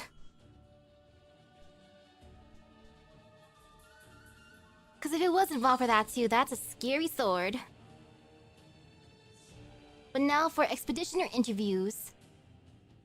Kelsey's one. She has long since... mission. She has long been able to balance the scales, but they still carried her weights. Part 1. It's been quite a while, dame.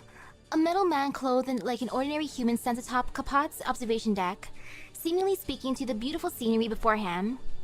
To his back, on the opposite side of the deck, a white-haired feline looks out at the landscape below, her lips sealed in silence.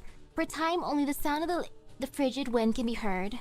After it feels like an eternity, the feline finally begins to speak. I would like to know the president's precise attitude, Tin Man, regarding the Summit of Nations facilitating the Terra Icefield joint expedition. The president is in favor of the proposal and has been pushing us mainlanders to get it sorted out ASAP. The Tin Man uses a falling snowflake as an excuse to light a cigarette, clasping it between his hands as he rests his arms on the fence. And does Columbia's so-called favor usually involve voting against it while holding veto power? I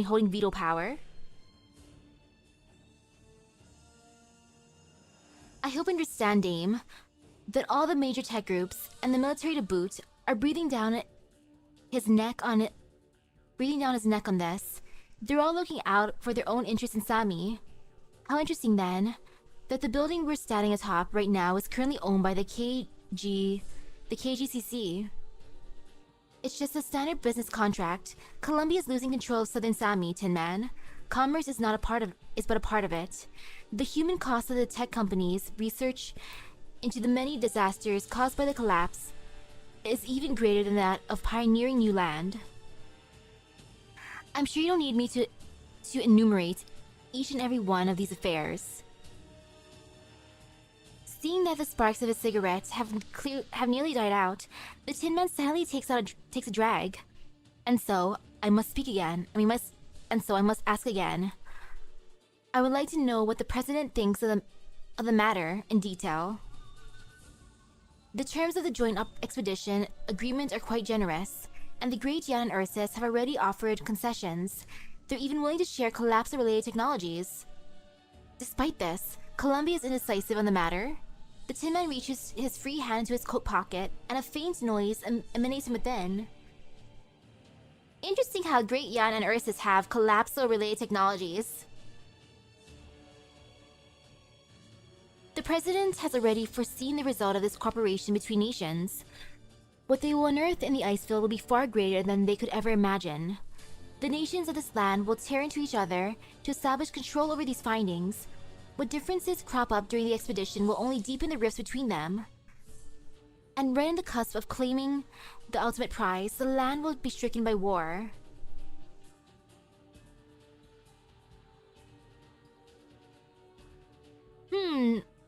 Shoe for the collapsal technology?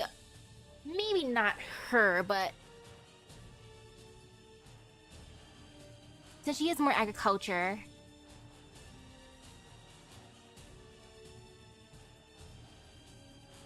Okay, if it's like get rid of the pollution, then yes, for sure, but I was thinking defending, nah. But if it's just purifying, sure. In the name of Columbia's freedom and honor, the president is in favor of the spirit of the proposal, but he has reservations on how it will be implemented. If he cannot trust an international organization headed by a Laterano, then Kelsey turns towards the forest. The mist amongst the trees dissipating as she does, then perhaps a non-governmental organization extending across all of Terra with absolute neutrality can become Columbia's partner in this matter, along with every other nation in Terra. What do you think, Mr. President? The Tin Man pulls out a toy shaped like a stylized president from his pocket, and it speaks clearly and definitively. Columbia is willing to reconsider. Wow. I love how the president was listening in the whole time. Of course.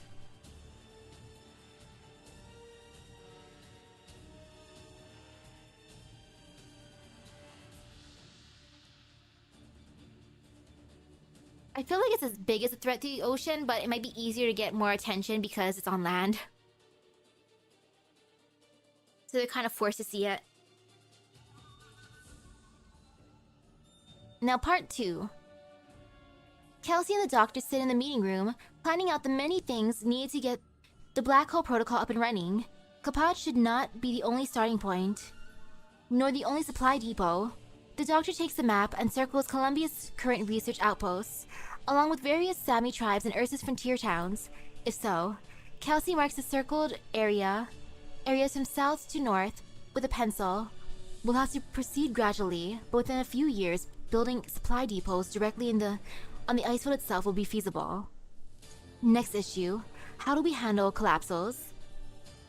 The doctor picks up a nearby Maylander Exploration Society training materials. Those are important, but sadly insufficient. I believe we should draft a new set of regulations ensuring that only those who pass a test of recognizing collapsal paradigms can join an exploration team.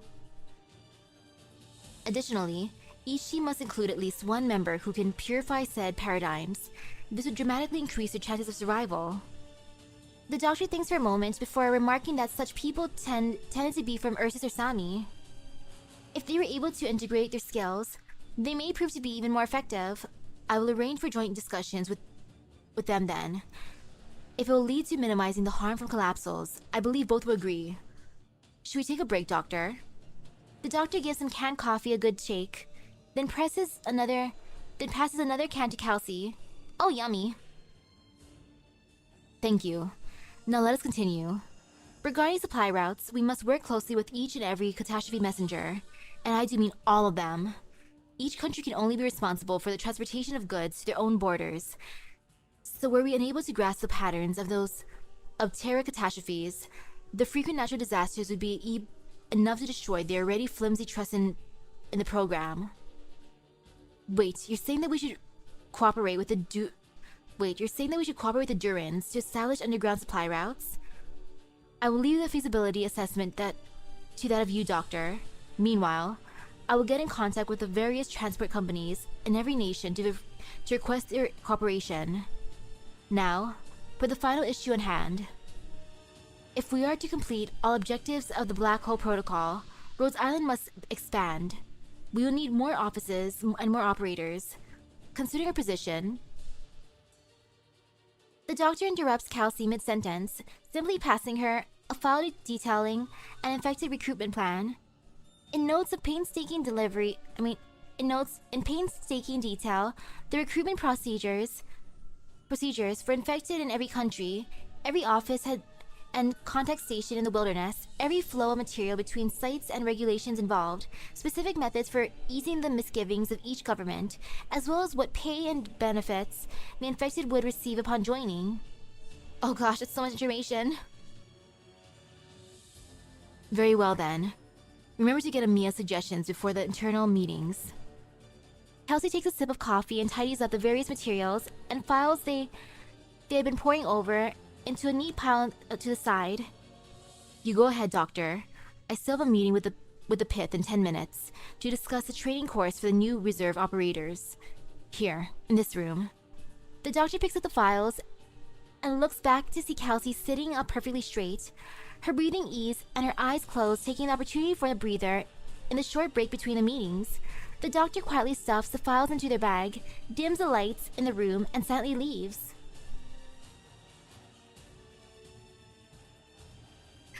True, Seaborn, Collapsals, and Lord of the Fiends. Oh, imagine if they all teamed up. The next time the doctor enters the room with Kelsey, they glance at the minutes for the prior meeting. The policies they formulated back then had already begun to bear fruit. Supply depots had been built at the entrances to the ice field. There's a constant movement along with the great supply network that spans all of Terra. Many infected have donned Rhodes Island's uniform, all taking part in humanity's greatest expedition. You arrived. Kelsey opens her eyes, looking at the doctor to her side. Let us begin then. I would like to discuss establishing a research outpost at the far end of the ice field, along with the possibility of restoring the megastructure. Part 3. Not too long ago, what lied at the foot of the megastructure at the end of the ice field were but ancient ruins worn away by the elements, or swarms of rampaging collapsals. But in the wake of the Black Hole Protocol, people finally managed to check the spread of those collapsals and built their own research stations by its side. The ruins already present were themselves constantly being explored, and the prehistoric technology left within became the driving force behind the advancement of society. A new age was upon us. Within one of the excavated ruins, Kelsey brought Monster to search for something, photographs gathering dust, but not yet ravaged by time, and instruments with barely flickering indicators, but those were not her goals, and she prepared to plunge deeper still.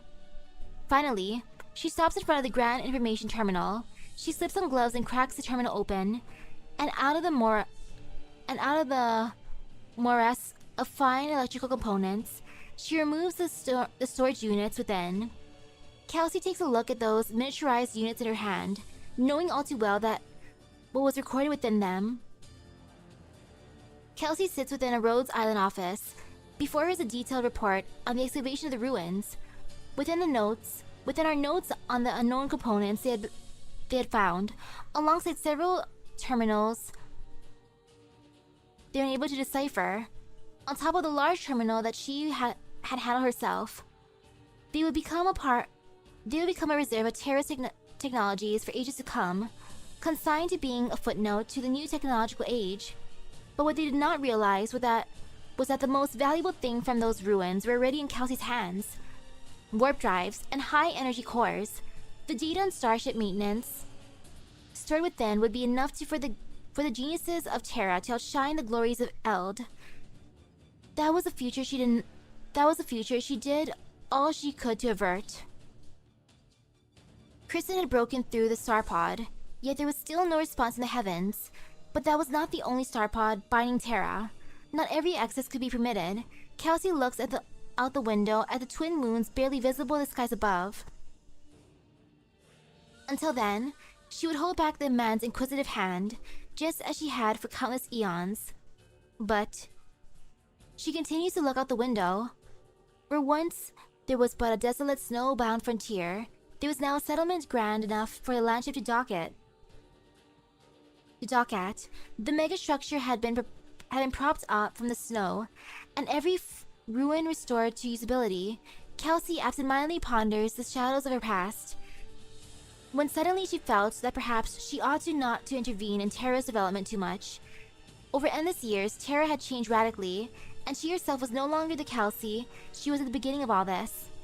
And thus, 3 days later, explorers found those all-important storage units tucked away in the corner of the ruins.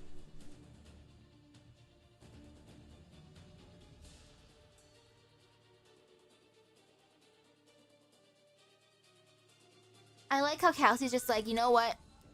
I'm not gonna step in too much. Like, as much as I kind of wanna, I'm gonna resist. I shall resist a bit. Just a little bit.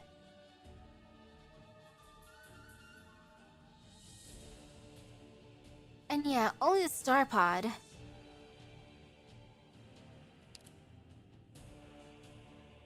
And now for Angelina. Symmetria. Time does not flow in a certain direction, but naturally, this is something a little messenger wouldn't know right now. Part 1. One light-footed leap, the maroon-clad messenger ascends through the dense forest, stopping midair before gradually speeding up as she falls, as if she were an unruly ball being bounced about by playing children. Her sightline is once again level with where it was a moment ago, but her feet leave no trace of the pure white snow. Following the influx of tourists into Sami, the number of arriving researchers grew along with the amount of messengers' work. Though the work here was very different from how it was in the south, in Sami they had to adapt to the lack of modern communication and navigation, instead turning to the divinations of snow priests and the guidance of nature itself. Angelina did her best to learn these ways, and was such a fast learner that her Sami field teacher would proudly boast about her. Friends and colleagues alike would tell her that no Syracusan knew Sami better than her. As talks to her for help. As they ask her for help. Naturally, she always accepted their requests, but at the same time, would patiently explain that she couldn't possibly be the best person from a talented country like Syracuse, and that she still had a lot to learn. But when it came time for her to do her work, it really did seem like Sami itself wanted to speak to her. Shockingly, she too could see and interpret a secret codes once privy to only the snow priests. I like Sami. Sami's taste in people that it's nice to. It's like, Magalan, I love you. You're good. Here you go. Come into my secret cave. Angelina, hi Angelina. Oh my goodness, Angelina, you're adorable.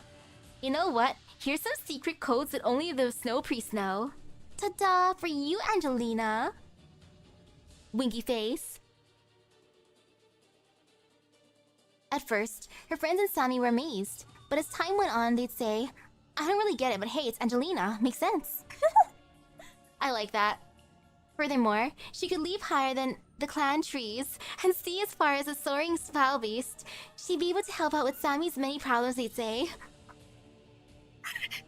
Sami made her godlike. Holy cow, she can leap higher than the clan trees, see as far as a foul beast, and she knows the secrets that the snow priests know. Sheesh! Hey, hello, hello. Angelina recalls their words. On one hand, she thinks maybe I really can, but on the other, just thinking that makes her cringe with embarrassment. But this is no time for thoughts like that. She holds her staff tight and dashes forward, facing the direction that she espied from the air. Faster and faster, her silhouette flits through the dense woods, as though the trees themselves did not exist. The snowy ground feels the touch of her feet, but she does not disturb a single snowflake. Cross mountain stream, snows thus traversed, fate's choice fixed in stone. Cry mournful lay, cold heavens shake. From the lone trunk does forest bloom. The codes for arrival and plea. This was information that Sami had passed on to her. In the blink of an eye, she sees the black tracks pacing back and forth from across the dark green, and the panicking crowds of people. At precisely this moment, a plan of action flashes through her mind. She does not have the luxury of pondering where this thought came from. The enemy. It exists in all directions across space and time, and thus, it is not shackled to time, unbound by causality. Its state of non-existence can become existence, but can just as easily return. I can do it! And thus, in the instant she activates her originium arts, with no expenditure of energy, and with no movement of matter, with no passage of time, the enemy simply blinks out of existence, as though it were never there. Not long after, in the south, in the corner of the intercity, net closed off from prying eyes. Holy cow, Angelina's godlike for reals. She just instantly vanished an enemy.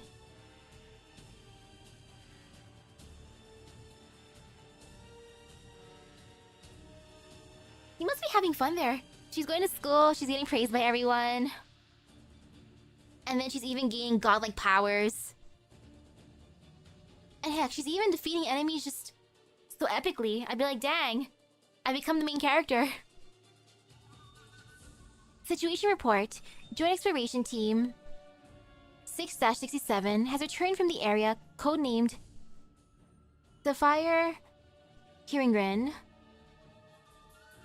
The return trip was rough, with exhausted supplies and repeated collapsal attacks. Luckily, there was a Syracusan Hall of Messengers employee operating locally who was able to assist in neutralizing the attacks, saving the team from a loss of personnel. We should consider thanking and commending her.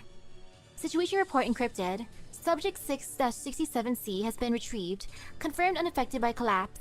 Upon comparison, confirmed that it vibrates in unison with the sample 1-14A. We can infer that 6-67C and its analogs can reliably induce the Clooney-Kaminsky effect using modern technology. Hypothesis AA is tenable. Hypothesis AA is tenable. Hypothesis AA is tenable. Furthermore, the aforementioned Syracusan Hall of Messengers employee will use extremely unique arts. Please advise on whether to investigate. Reply. This is an important matter. Let component control handle it. Part 2. Sami was in good spirits. Recently, Whenever she leapt into the skies of the Snowy Nation, Angelina had that thought. The trees grew back their leaves, animals were out and about more frequently, and the various tribespeople greeted her warmly more often.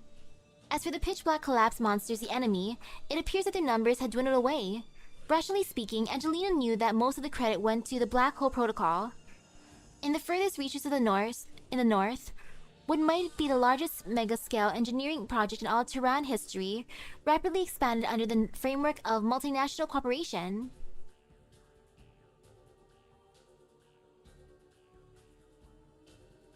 I'd be proud as heck, but at the same time I'd be like, can I get those abilities too?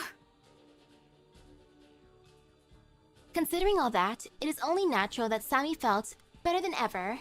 Perhaps she could compare it to her hometown in Syracuse, or the other countries to the south. As little changes accumulated bit by bit, everything seemed to slowly get better and better. When the doctor gave Angelina the letter saying that it was an official communication of national import, it shocked her half to death, so much so that she forgot to actually take it. At least, until the doctor mentioned the name of the receiver. Only then did she manage to compose herself and accept the mission. That embarrassing panic, along with how she nearly misspoke when leaving afterwards, were moments she wished she could hide deep in her heart. Angelina dropped lightly back down to the ground and composed her thoughts, a sincere smile showing on her face as she handed that all-important document over to the Snow Priest. But it should be mentioned that she was no longer a mere Snow Priest, but a core member of the Snow Priest Council. The Snow Priest was in no hurry to open the letter, instead, stashing it away in a pocket before giving her friend that she hadn't seen in a very long time a big hug, just like how the same friend had taught her back then. Despite the polite formalities of the letter, I could feel the sincerity behind its words. The ice field is gradually melting, and Sammy's trees have been invited to return and take root. As the sender acknowledges, they require the aid of the Samifjord, but she is glad to see us return to our native lands as well. Huh? You already read the whole thing? Wait, no. You don't need to tell a messenger what's in the letter, or can you? Is it really okay? Of course it is, you're my friend, Angie. And nothing is written that needs to be kept a secret.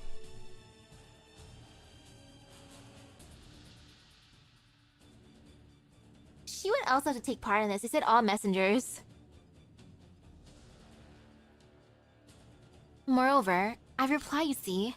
That is to say, I can read your script well enough, but writing is still a different story. Just a sec. I'll go grab a pen and some paper. Once more she awakens, and Angelina feels the wind brushing against her cheek. A visible silken wind. Above her head sprawls a familiar and unfamiliar galaxy in all of its magnificence. Was it this brilliant light that was illuminating the breeze that gave it color? Its color? No, it couldn't be. She suddenly realized whether like light reflecting off the wind, or like emanating from a river of stars, they were but traces of the movement of dust. Time and space became material, appearing before her. This was Sammy's hint. Just like what was written in the reply letter, Sammy wanted to take those who wished to depart alongside it. It merely waited until Angelina had delivered the letter before it conveyed its hint to her. As for how to decipher it, she must look to herself for the answer. And the moment the thought, I can do it, formed in her mind, with no expenditure of energy, with no movement of matter, with no passage of time, she woke in her bed, this time for real. Where are you guys going? We must accompany the Allfather, for he will choose the path ahead of us. To ask that you refuse another in my stead is rather embarrassing, said the Snow Priest. So, can I still see you all later? But of course, the Allfather calls Terra home too, after all. Far lies a sound, light flung in the distance, unknowns yet unknown. Stores flush with hunger guard, slaked is your thirst, not more need ask. Part 3. Alright, let's have a look. There's a rift valley here, but it doesn't seem too wide. So if we're going to build a bridge, the engineer takes a photograph Angelina's holding and offers her his rather rushed analysis. She gives him a big thumbs up, and with one deft leap returns to the skies, evoking gasps of wonder from onlookers no matter how many times one sees it. It never fails to feel like some sort of wondrous magic.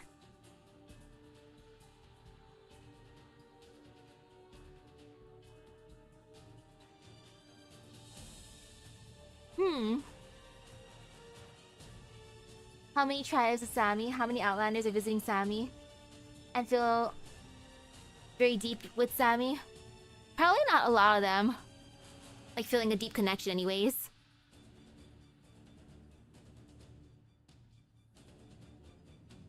The road can finally be open for business. And it's all thanks to your help. The engineers often said that this sort of thing while vigorously shaking their hand. The supply routes towards the megastructure could not always avoid the pits in the ground left by the ferry Matsami in the wake of its departure. Hardly half a month had passed since it's made its decision. But how long is it going to take to survey all this rugged new terrain anyway? Angelina mentioned this particular concern to the people during her latest delivery to the doctor. I can do it, the girl thought, volunteering herself towards its goal. But when it comes time for the megastructure to start up, Angelina's nowhere to be found. Instead, she soars through the skies above a nameless marsh in western Syracuse. Here too, there were no roads, but passing through directly instead of encircling around would save an incredible amount of time. Drone transmission signals were unable to cross such a large distance, so it was a route only Angelina could traverse. She leaps further and further. It should be possible to cross the marsh without getting the letters dirty, right? The thought randomly came to her mind one day. After a great many jumps already made in the course of her regular crossings, after thinking it, she put it into practice. You know, this might be something that only I can do, she thinks, rather pleased with herself. But obviously, she couldn't let it get to her head and make her complacent. The latest milestone in the Black Hole Protocol project might have gotten everyone in the land talking, sure. It might have been a big deal, but people still need to live their lives in the meantime, and so Messenger's work was never done. One could even say that ever since the project launched, people needed to communicate more than ever before, to the point that calling the work an ending might be an understatement. But this is great, thinks Angelina. This was the quickest of her colleagues. She was the quickest of her colleagues, and so she was the busiest. She didn't get many chances to visit home anymore, yet she didn't complain. Whether today or tomorrow, there will always be researchers at the foot of the megastructure trying to probe it for answers 24/7. As for the places with no view of the megastructure, whether under bright sunlight or starry sky, one could always spot a messenger or two. Take a forgotten conversation from long, long ago. Perhaps it happened, perhaps not. Phew. The experiment on the Star 4 was a success. Ha. Wow. You mean the one involving T-symmetry and in the kinetic energy of the smallest particle? That's the one. Since it's effective on a celestial body with Star 4's mass, they're thinking of applying that tech to the rest of the stellar system. Dang, feels almost unreal, you know? I can't help but think we live in good times. Do you think there's more hope now? More than ever, I say. If we can use it to precisely adjust a planet's rotational and orbital period, then the two gates we've built won't keep deviating from their destinations. Okay, so they're using the two gates. Sounds good to me. I used to think that we only got a short time to live our life, and that when it's done, it's done. Now there's still hope, but we're still going to need to do our best for the sake of our descendants. Though, I thought of something, you see? The experimental device, it can only receive external commands, right? If you're going to put the T-symmetry effect into practical use, isn't using it only for curvature and manipulation a little rigid? Like when that engine was being designed, because the interior of the conveyance cannot actually influence its exterior, we had to design waygates. What are you trying to say? I'm saying that if one day, this effect could be implemented with only human will. You sure you're not just talking about some holodrama superhero? It's just an analogy, just pictured, okay? You're right. Now would be a good time to work our imaginations. A hero does not usually know their fate, and so they suffer the forge of destiny, and are born from their ordinary life. Only then can a brighter, more brilliant star burst forth from within. But the stars in the sky know. They know that one day, there will be a star fit to be called Hero. Stands a torch, certain as daylight, challenges Chilblain Eve, mind a wander, born live stream, glimpsed in blizzard bear. Hero. Gilberto the hero. Oops, wrong thingy. And now ending 4. From start to end, what begins follows what ends. And boop.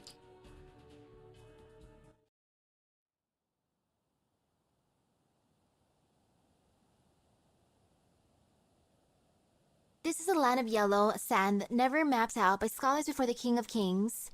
A land where creatures are blown aside, gold and iron alike melt, and even gravel is ground to nothingness.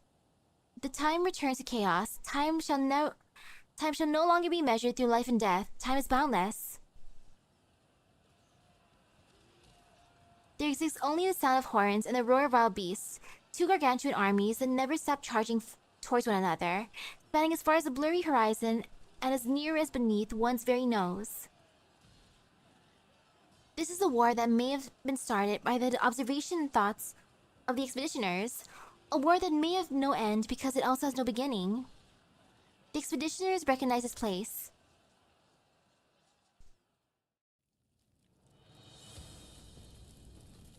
Epicness. Yo, look at all the jewels he has in his hand. The one on the left.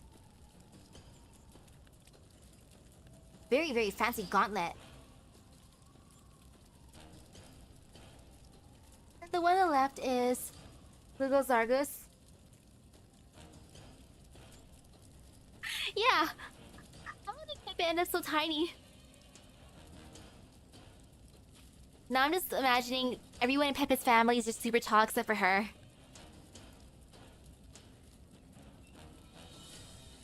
Harandu Kagan tramples the land, denying that his Kagan quest would meet any obstacles or come to any end. Lugos Zargus decrees life and death as if there was neither dawn nor dusk in the dust of the battlefield, because he still holds time itself in the palm of his hand. The dominion of these ancient heroes extends over all. Those who enter by mistake forever become the vassals of their conquest, never to return. The Foen Hotlands. The war between the King of Kings and the Knights Mora Kagan left this land of death in the southernmost part of Terra. The footsteps of expeditioners are no different from the intruders who have been incinerated by the scorching winds for millennia, nothing more than puffs of smoke in the lifeless domain. They look cool, they look really epic. Intimidating heroes. And then we see their descendants, of course. Tiny little Pepe. And then we have our broke girl.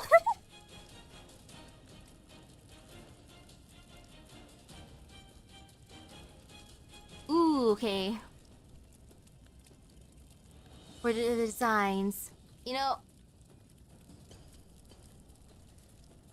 I gotta go for Lugos Zargus.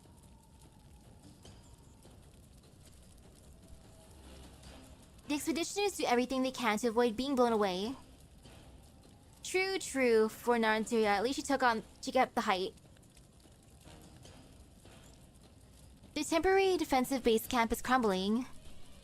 The team members resorting to a variety of palliative measures to adjust their bodily functions, barely clinging on to life in the overwhelming heat. In their fear, the people look up to the heroes who seek an endpoint for their great works. Freed from the restraints of constancy, time itself dilates and stretches. Finally, the megastructure reactivates, stars emerge from the yellow sand, and the expeditioners dash towards the gate in mad panic. The megastructure is running really unstably. The spatial stabilization device is damaged. It won't stay open for long. If you can hear me, get out of here, or get out of there. The moment she steps back through the fractured gate, Magalan, the member at the tail end of the team, turns back to look at the battlefield one last time. Her lungs breathe in the fear, her skin still senses the heat. Then she recalls the annihilation that they faced when they first arrived at the terminus of the endless ice fields all those years ago, as well as the melting snow that fell on her.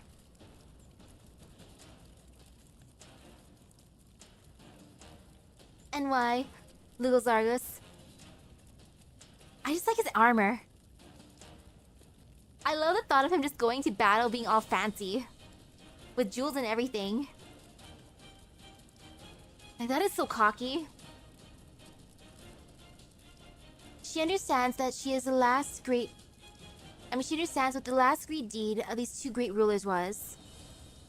The terrible energy that had turned rainforest into desert did not result from a clash between them.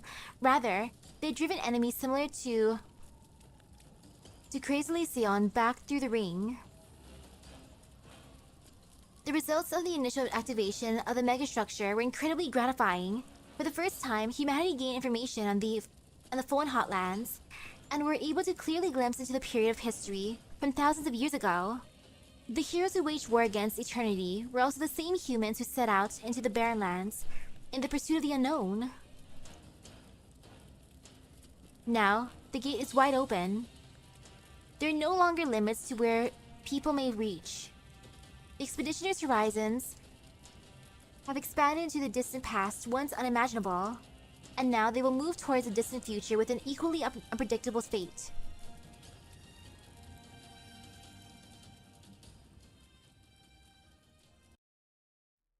That must be fun, being able to see some stories from the past. Now for the secret spot. The agent turns a dial, and cacophonous voices pour out from the headset. We've already made breakthroughs following the scientific expedition team's report. And the next order of business may be to inform the military, which is exactly what I was talking about. Our collaboration deserves a suitable witness. He is currently listening in on a cocktail party held in the Sky Garden on top of the high rise a few miles away. In that warm Colombian city, above the party, the participants surrounded by the lush greenery are all talking about the ice fields of the far north. The job he must do for his employer, a representative of a tech group attending the party, is to promptly report information to help the other party identify potential partners for collaboration and maximize their benefits from the Icefield scientific expedition. The agent jots down key information, then turns a dial. Nature does not deal in the business of war, Mr. Clef. As such, leave geopolitical affairs to the experts, lest your expeditioners provoke any further conflict. A few more scrawled lines, another turn of the dial. A melodious piece of music sounds in the headset. The audio monitor returning a portion of the noise signal due to resonance induced by the particular nature of its originium arts. If these terms suffice to trade for your research results in the enigmatic field of these collapsals, I'll be honored. Most honored. Of course, you have plenty of time to think it over. Lithuanian hospitality demands that we don't trouble our guests to leave their rooms in the spire. The agent compiles the shorts hand notes into a brief message, forwards it to his employer, then continues his search at the reception. He recognizes another familiar voice. This was usually accompanied by strong footsteps. On previous occasions, people would occasionally hear the tapping of his uniquely constructed cane against the floor throughout the course of the conversation. Thank you. I'm finding myself perfectly at home here. It seems that the megastructure was unstable and only showed a fragment of the past. Yeah, I wouldn't consider it time traveling. Like a little snapshot of what happened in front of it.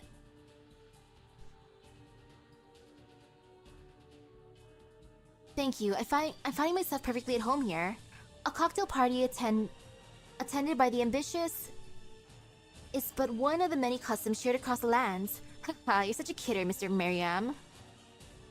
Out of curiosity, does your presence here imply that Rhine Lab has slowed down the pace of its icefield exploration? I'm not the head of that project at Rhine. I'm simply here to slightly reduce the number of people in the way. Haha. In that case, why don't you tell us about that student of yours? What was your name again? The transmission suddenly experiences severe interference. The agent frowns and tries to adjust the equipment. For the rest of the night, there is nothing but the monotonous sound of static in his headset. I'm seriously wondering if there's any meaning to what we're doing, Bridian. A young Rhodes Island operator squats in the corner of the building, carefully handling the weapons he just received from the assassin. Weapons from the assassin?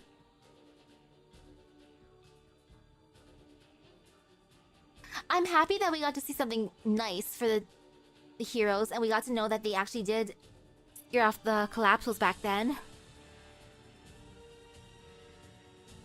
Like, this one is so much happier overall than the other one.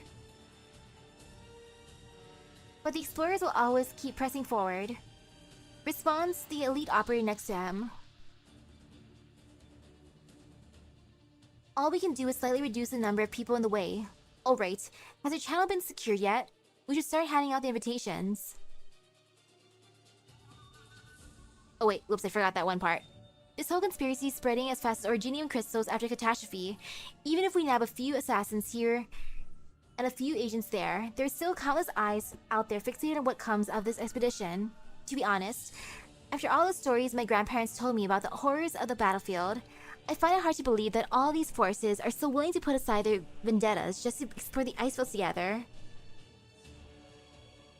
Magellan also said that years went by for the megastructure, and the first time she went deep into Sami. It makes sense since they had to do a lot of research and a lot of fixing for this. But how many years? I don't think we'll ever know, unfortunately. The night before the opening the gate, the people involved in the megastructure restoration project gaze at the nightscape across the other end of the ice field from the base camp. The last round of power supply testing had just ended, and all is well. Kelsey has arranged for each engineering team to rest for 12 hours. After the 12 hours, the base camp will activate the megastructure for the first time. But few are able to sleep soundly right now, especially the scientific expedition team members, who will be the first to pass through the megastructure. Only Typhon was able to slip into her sleeping bag on the spot, and even she was awoken up by Magellan. On the other side of those gigantic doors may lie some brand new dimension, but it is more likely than not to be some boring, rocky desert expanse, a dead end with no return, or a failed experiment gone up in bomb flames. Expeditioners have been long accustomed to walking alongside the unknown, but it is precisely because of that persistent apprehension and anticipation that they still have resolved to explore.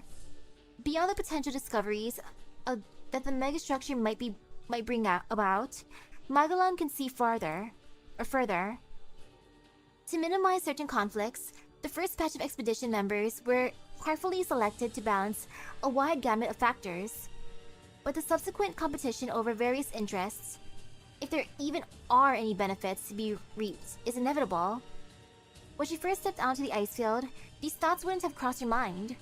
Now, as she looks at the friends who have assisted her on her excursions into the ice fields over the years, she decides that, for the time being, it is not the time for explorers to be caught carrying that weight. Ooh, do you think this is further into the future than the Sui siblings story series? Probably. The Sui siblings story seems more closer to like the main story time.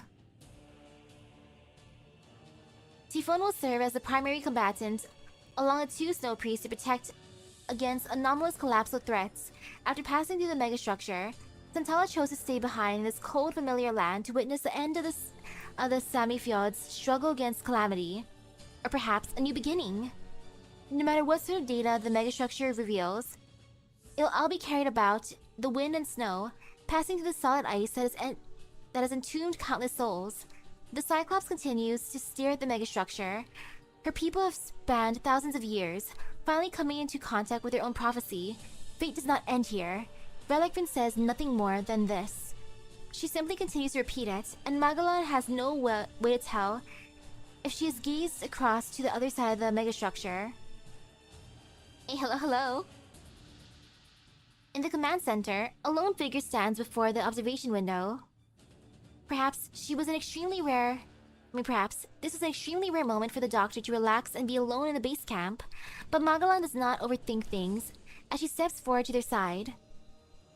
Rhodes Island clearly has had its expectations for this megastructure. But doctor, what are you hoping for? Magellan asks. The doctor remains silent. 12 hours later, preparations are complete. Standing at such a close distance, Magellan can no longer see the entirety of the megastructure, only the shadows constantly flowing by. She recalls the doctor's answer. Myself. Whatever imagination people cast into the abyss of the unknown can only ever be their own shadow. So go forth, see with your own eyes, turn the unknown to the known, and search for new possibilities. Go and find yourself. Now part 3. Ancient and New. Magellan climbs up from the mushy vines. Caught in their surprisingly sturdy lattice,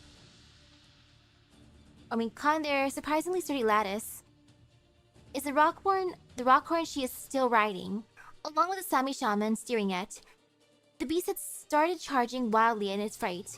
The accompanying wooden doll now slumped in a forest clearing because the shaman was momentarily unable to maintain its arts.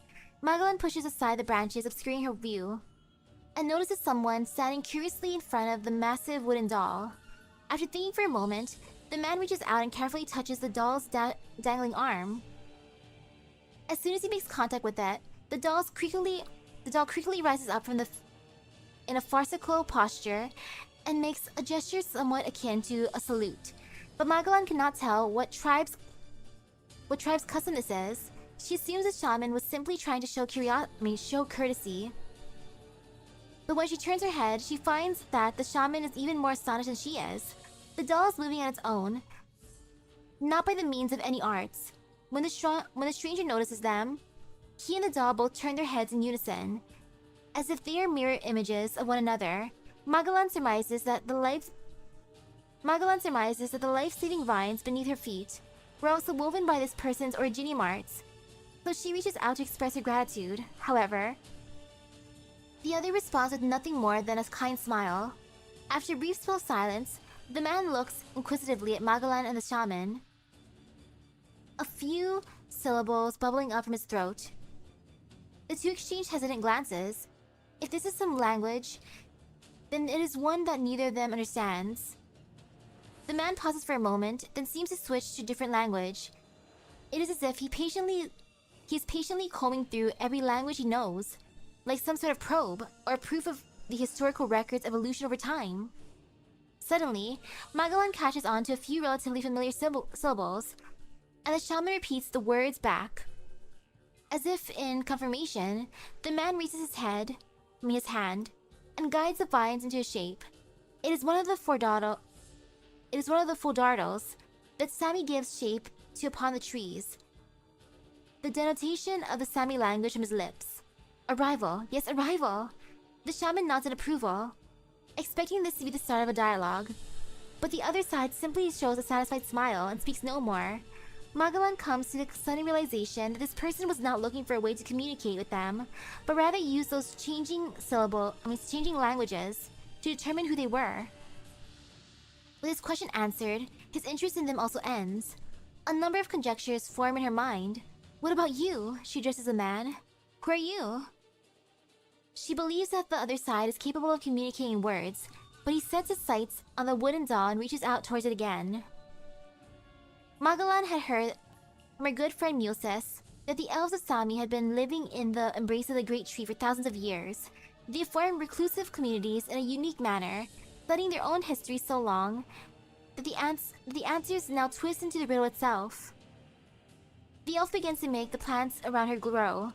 Magellan thought that perhaps he would weave a manifold just like Mulsis, as a way of expressing his self-awareness. He ponders.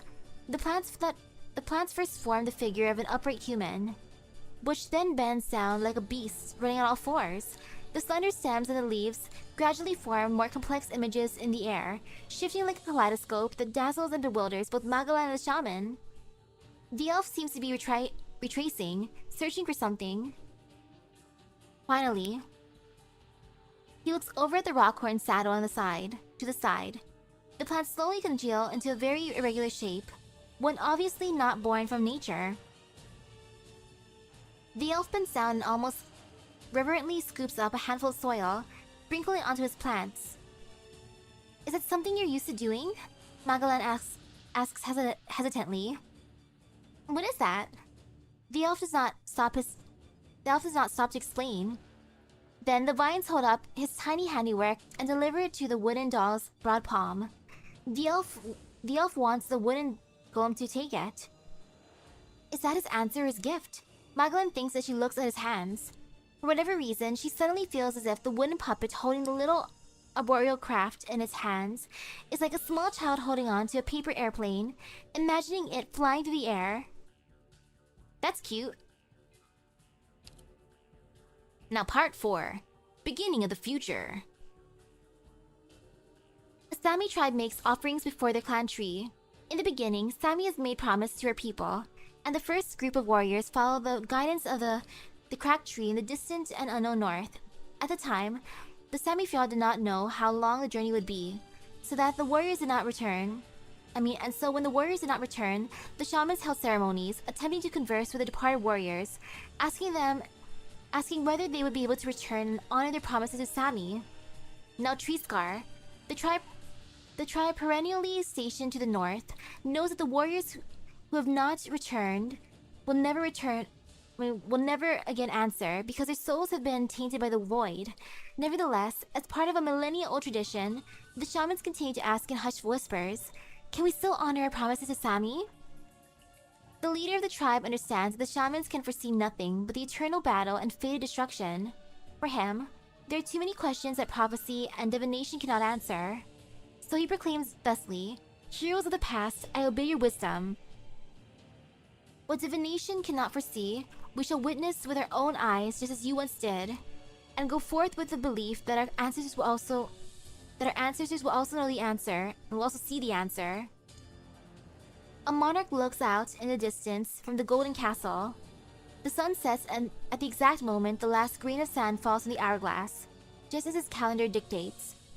The conqueror from afar gradually approaches the royal city. The monarch's ministers continue to advise him against the epochal clash that he plans to wage against the Khagan.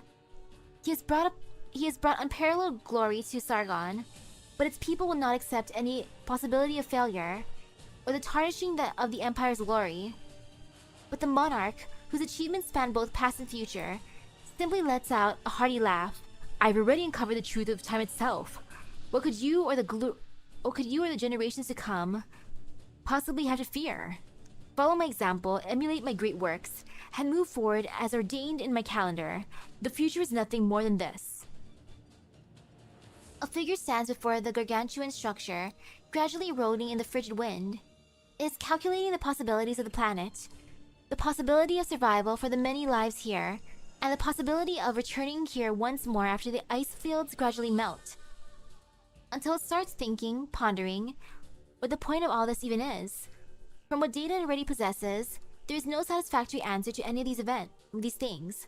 So the life form known as Kelsey steps forward, walking towards the vast expanses of time, towards a land without end. "Hey, Kelsey!" Using a base established near the megastructure in the ice field as a springboard, a growing team of researchers is trying to explore the Foan hotlands to elucidate the new collapsals and phenomenon, particularly the manifestations of temporal anomalies. Simultaneously, because the expeditioners were able to escape the hotlands' influence thanks to the megastructure, people have also turned to consider what principles the structure they have restored operates on, and what potential it holds. Unprecedented phenomena stimulate ingenious minds. People are constantly proposing and testing new hypotheses to subvert existing thought and shake the very foundations of science.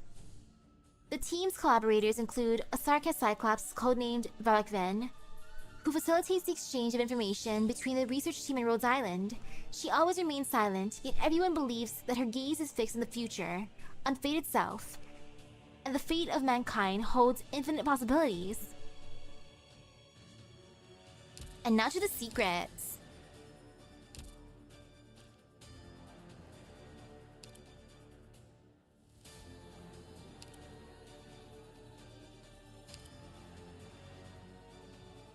From Avenger. megastructure is a gateway, but only a gateway to other same megastructures. True.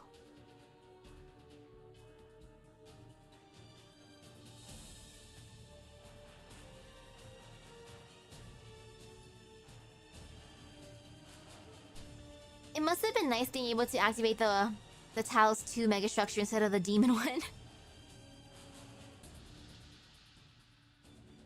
But I wonder what other places they can go to instead. There's probably more than Talos 2 and demons. Now Avenger's vision, unmelted snow. Santala chases after the black footprints alone. She heard of Ursus's royal guard, the arrogant people of Ursus, who went as far as to declare the permanent damage they inflicted upon the land, their dominion. Wheresoever their absurd ambitions might extend to into Sami, Santella must deny them, put a halt to them. It has become incredibly difficult to press forward. The footprints left by the enemy have become intermittent. Sometimes they seem to cross a natural chasm in a single stride. Sometimes they seem to vanish into thin air. At other times, they seem to leave behind abnormal weather and dead beasts in their wake. Despite this, Santella still catches up to the Black Shadow.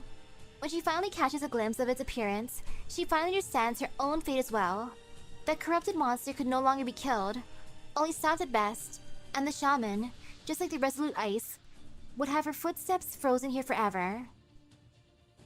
Fool's vision. All to deduction. The expedition is proceeding smoothly. Before the team embarked, the Cyclops had predicted with unparalleled accuracy the various troubles that they would encounter. The only thing left for them to do was figure out how to carefully circumvent, or as inexperienced amateurs, how to resolve the foreseen crisis. In their opinion, that isn't particularly difficult. The squad successfully arrives at the hillside where the Black Horn Beast dwells, and sends a messenger accompanying them back to report on the expedition status. As the prophecy said, there's no day here, only starry nights. Everyone feels their heads spinning, either due to nerves or excitement. Perhaps the unique gemstone deposits she had foreseen are nearby. When I set out, the people trying to stop me said that she can't actually see the future at all. To lighten the atmosphere, one of the squad members jeered loudly. If you ask me, those cowards were probably just afraid that she went crazy and got a bit too accurate. Hearing their voices, another expedition team emerges from the darkness of the valley. The explorers who had just arrived cheer even louder. They rush forward to embrace the first living people they've seen on their journey, but their laughter stops abruptly, because what they face beneath those thick clothes are pitch-black voids. The messenger brings the report to Argus. The whereabouts become a secret forever, submerged in the shadows, their story becoming part of the Cyclops' prophecies. For a long time now, the only thing that remained in the Cyclops' eye is a singular tragedy. All she can see is an apocalyptic ring. Pariah's vision. Stray signal. Rhodes Island continues to receive signals from the research outpost. Due to a certain decision, the landship docked near Sami half a month ago. Kelsey and the doctor had already led a small team away from towards the ice field. At first. I sure can, because I have like half an hour before I gotta watch some Kamen Rider Oath. Due to a certain decision, the landship docked near Sami half a month ago. Kelsey and the doctor had already led a small team away towards the ice field. At first, the station operator thought it was intel sent back by Rhodes Island team after successfully reaching the outpost. However, the intermittent signal did not match the voice print of any Rhodes Island operator, and the report contained a large amount of professional jargon, possibly involving confidential research results. The signal was cut off. Over the next half-month, every signal sent from the research outpost was dead silence. By the time they ceased entirely, Rhodes Island had received a total of 75 meaningless transmissions. A week after the signal stopped coming, the Rhodes Island team returned to the landship. Everyone kept silent about the situation in Sami and the ice field. Kelsey and the doctor began dispatching messengers to every corner of the land. They already know one thing for certain. Rhodes Island only received the signal by chance, and because the user had found the sole method of transmitting their message, and despite the fact that the research into the ice fields has been suspended indefinitely, some are still encouraging outsiders to continue exploring through the perilous secret passages, even delineating clear routes for these persistent explorers. In that research station, one visitor after another had carried out their final obsession before becoming completely corrupted. They had cried hopelessly and silently for Sami, through the only channel they had left to them. Oof. Suspended indefinitely, though. Then the Prophet's vision of endings.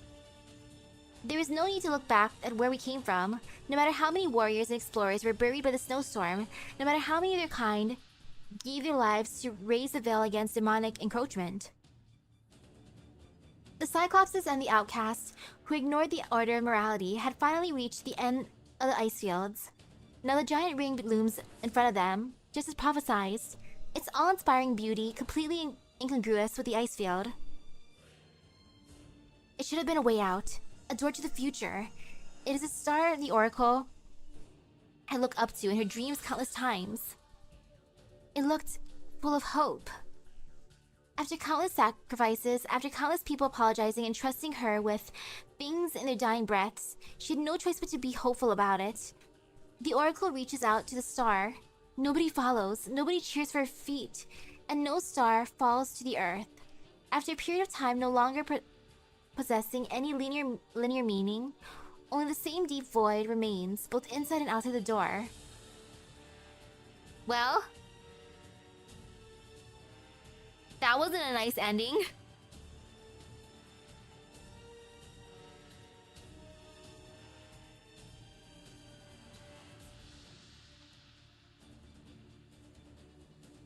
The Aslan Shansha of Sargon and the Karandu Khan of the Knights Moras during the War of the Southern Collapsos that had corrupted the region. In the year 15, at the dawn of the Common Era, the two kings initiated the Grand Conquest onto the Hotlands, a mission that many Terrans would never initiate. Throughout the conquest, Lugos Zargus personally slew the Poltergeist king of the south at the cost of his own life, hence eliminating the Collapsos threat. Oh dang! Most importantly, the two kings successfully destroyed the Aether Gate in the south, preventing them from entering Terra once again.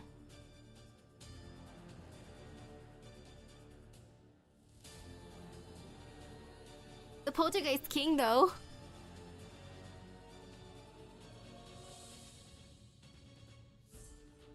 Freaking terrifying. And the fact that they were able to do that. And then you think of our boy, Bojokosti, fighting some of them, fighting Collapsos. Like, he was a total badass, but these two dudes, like, dang. But we wouldn't be able to... those vestiges if they're truly destroyed. True, we wouldn't be able to use them, unfortunately.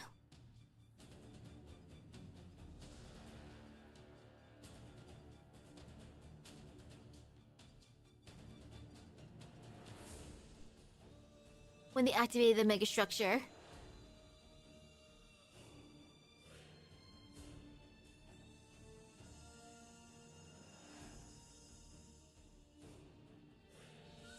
Taking all that part. Well, in their case, they were able to, of course, to stop threat, and they did break it, but not fully break it. They broke it to their best ability. And with all the help of all the nations going together, of course, we'd be able to fix it eventually. But holy cow, the fact that they were able to even do that, it's just terrifying. It would have been kind of fun to see their battle. Like, whenever they bring up tales of the past, a lot of them just seems like extreme badasses.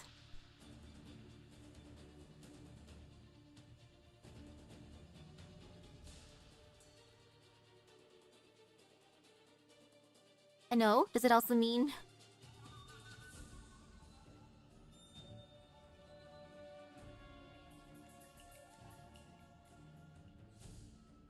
Yeah, they probably found the megastructure in Sargon.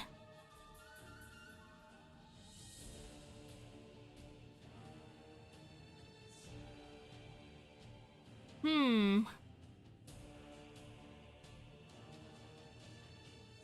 time though.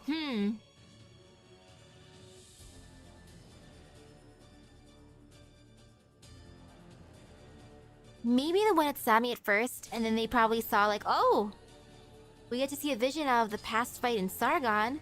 You know, let's just check out Sargon now. Oh, look, there's a megastructure here too. Woohoo!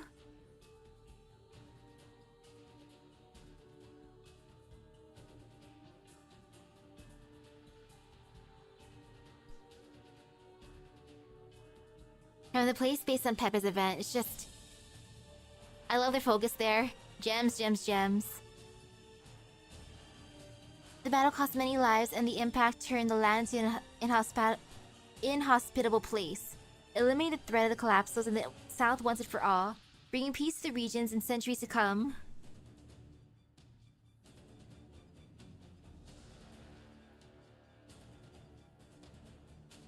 And lots of gems. Oh, the gems and knowledge.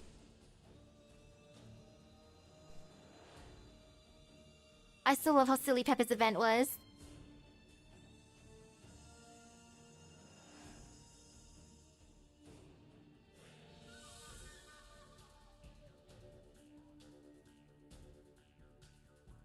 The grand conquest of the Foan Hotlands has turned into many folklore that many would love to narrate, but no expedition has initiated since then. To this day, the Foan Hotlands remains a mystery in which no record of people crossing has ever been made like Sami. Aww.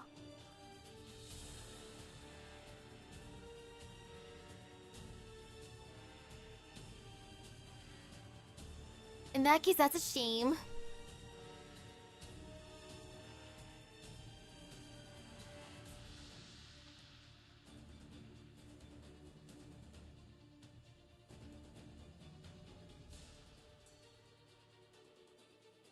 For some reason, they're not curious enough to explore. I'm not sure why, though. Because you feel like they would be able to explore there.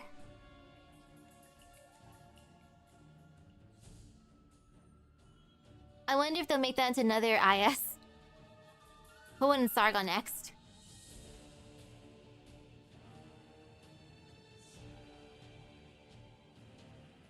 Or heck, not even an IS. They could just be an event itself.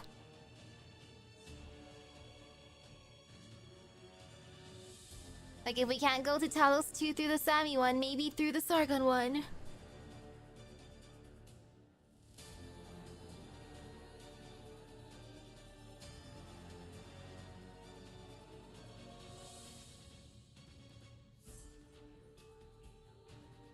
Oh yeah, true. They were able to go to Sargon when they activated the Sami in the tattered megastructure.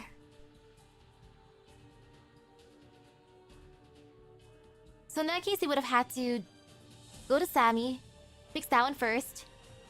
Then after they went through it successfully, and they're like, okay, you know what, time to work on the Sargon one. And then maybe just keep on going and going until eventually Talos 2. Except that they stopped it indefinitely, so Then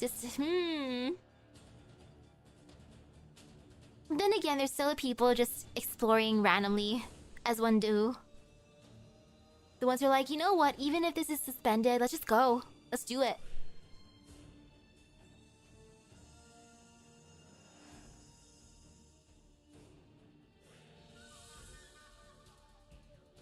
Were many questions answered, or more mysteries were unraveled?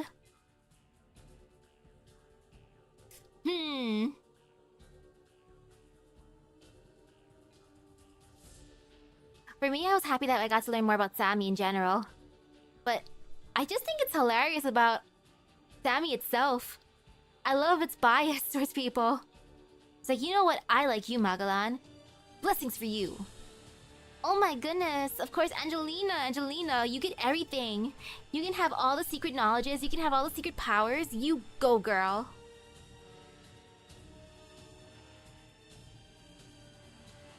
And then there's the other blessings for the locals, which is just oof. When they run out. Hopefully it doesn't run out for the others.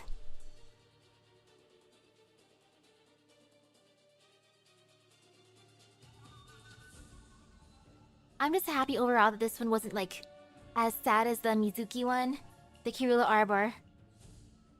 But these endings are, if they're all canon, like they're all overall decent, except that, you know,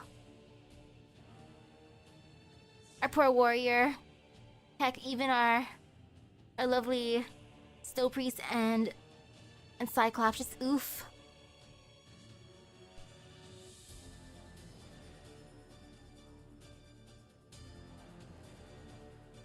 The official name of the megastructure is called the Aether Gate, the very same one they called in Taos 2. Okay, so they are the same, yay. It's just gonna take a long time for them to eventually, you know, bring it back up. Suspend it indefinitely. Until someone sneaks through and then BAM! Ta-da! The Aether Gate is built by the predecessors as an attempt to reach out into the other planets after the star pod was formed. This is supported by the fact that both Kelsey and Friston were aware of the Aether Gate's existence.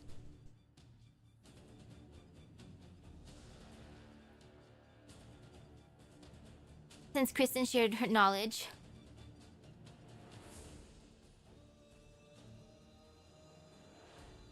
With Dr. Mariam.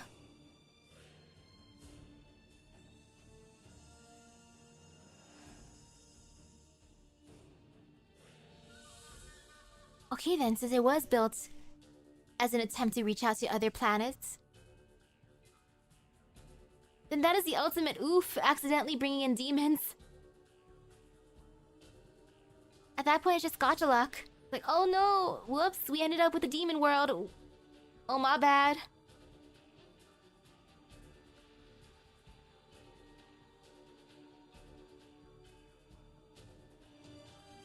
The poor Kristen, how she's actually just in the star pod. Just basically got there to that point. And yet, that's what it means. A planet filled with collapsals. Which is just a terrifying planet. Like, if there's anything there that can actually survive the collapsals, those beings are just the ultimate badasses.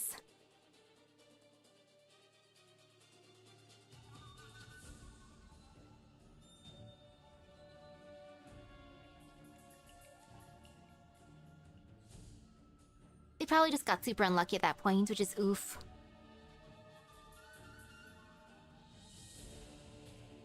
It do be like that sometimes.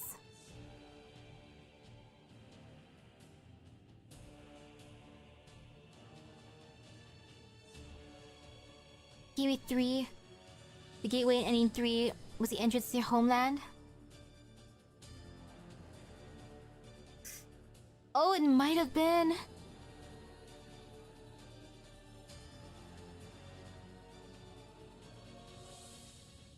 Yeah, it's probably their homeland. Because if it is supposed to be going to planets and then going in there and coming out as a collapsal, just oof.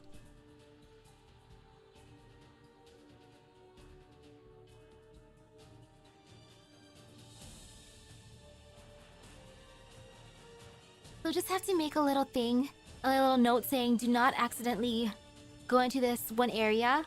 Never putting these specific coordinates. Collapsal planet bad.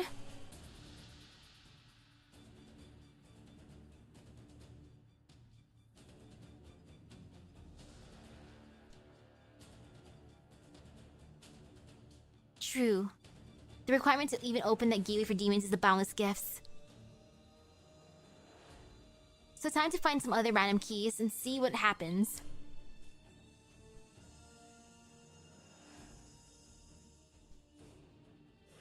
Because there's bound to be others to use.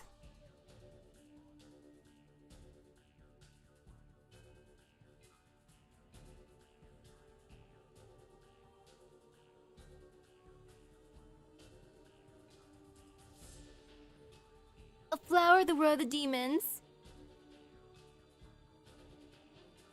I gotta test out other flowers then.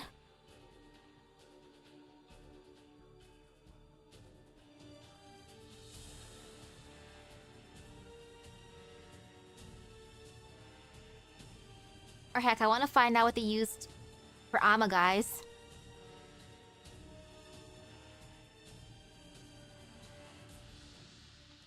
Because if Ama wasn't originally from Sammy, then there must have been someone who was just like, okay, let's try it out the door. Let's use something else. Bam. Ama guys appear.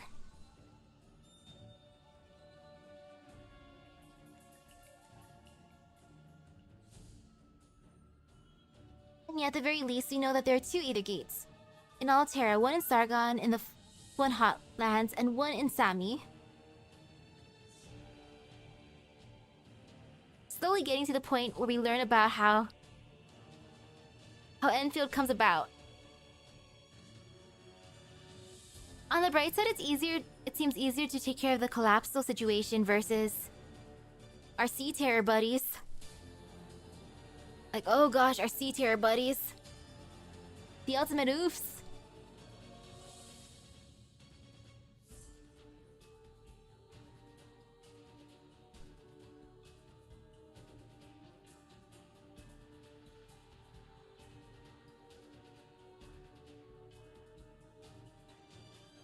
Yo, inside of Nike, it just takes forever for unlocking anyone from the rehabilitation center. It's just oof. But worth it! Oh, rehab. Rehab is so good. And then the pain will be afterwards getting copies. Heck, I haven't gotten any copies of any of the others from rehabbing. I've been buying other stuff.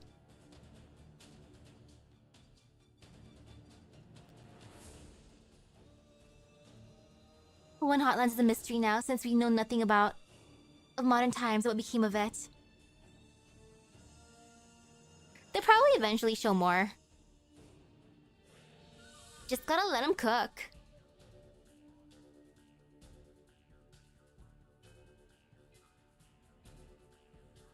Oh, now it'd be actually kind of hilarious if there's actually more Aether Gates, and that's how our collab people come through. Or at least some collab people come through. Like, ta-da! Dungeon Meshi. Through the Aether Gate. Because if they're putting it after this event, tee-hee-hee. But no, I doubt it.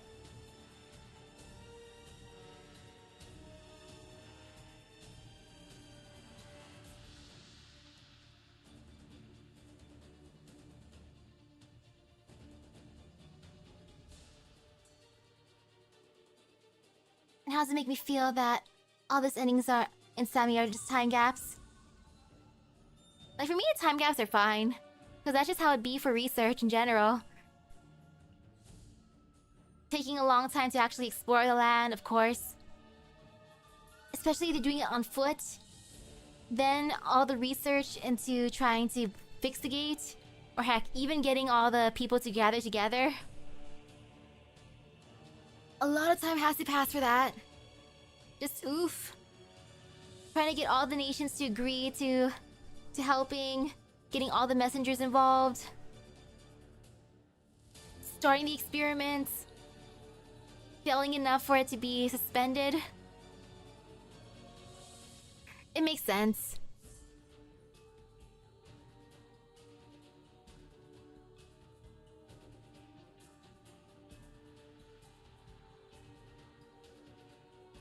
Yes, Magellan is definitely the most hard-boiled.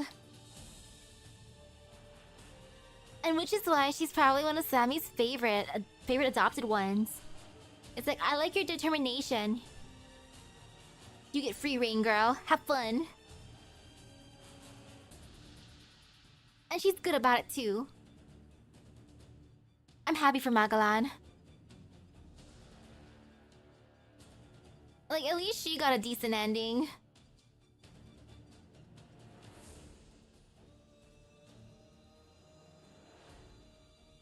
Like, at the very, very least for her.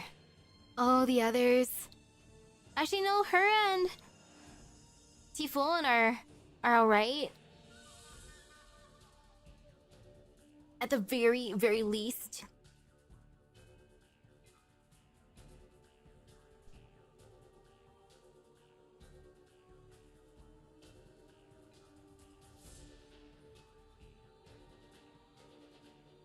Seaborn, whose ultimate goal is to go to the Sea of Stars.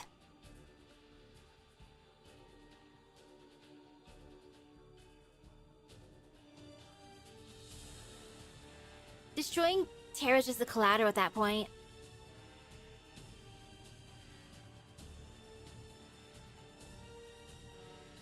The Collapsals. The being who's literally not in this world. Oh, all the corruption.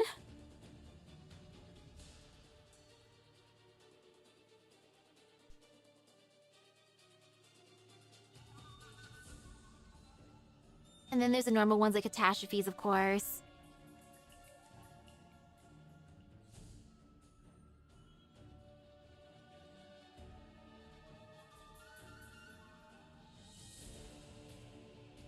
Yeah, it's in their nation to just virus anything, which is terrifying for those collapsals. To an extent, the Seaborn also do that. People can become infected, they can become Seaborn too. Which is why it'd be hilarious if the Seaborn and the Collapsals end up just imploding each other.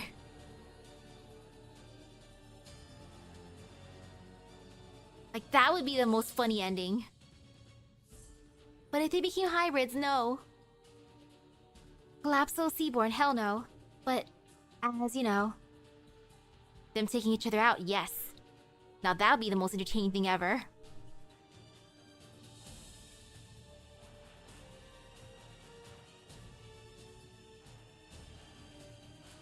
And I can check out the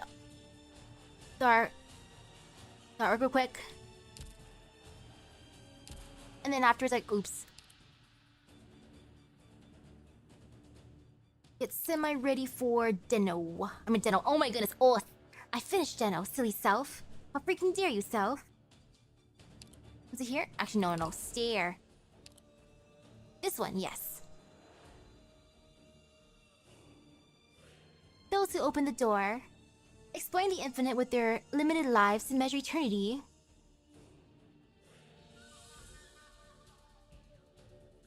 It's nice seeing the ones who get there. Then there's the Silverfrost Frontier.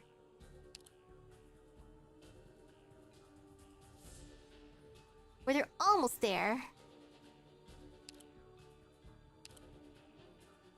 Right over here.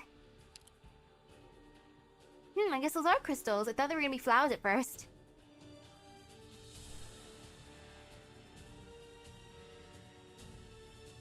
A crystal flower thing. Because it kind of looks like it's still petals falling.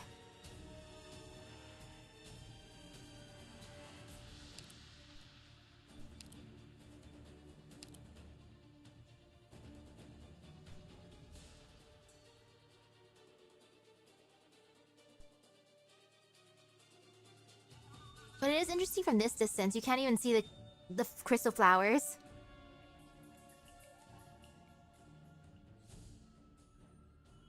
Like at this distance, it just looks normal.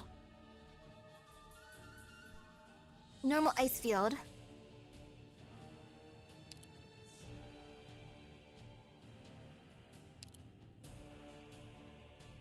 Ooh, puppet battle. Two fighters worthy respect, and a thrilling gathering. Perhaps you're too concerned about whether you can correctly guess the winner.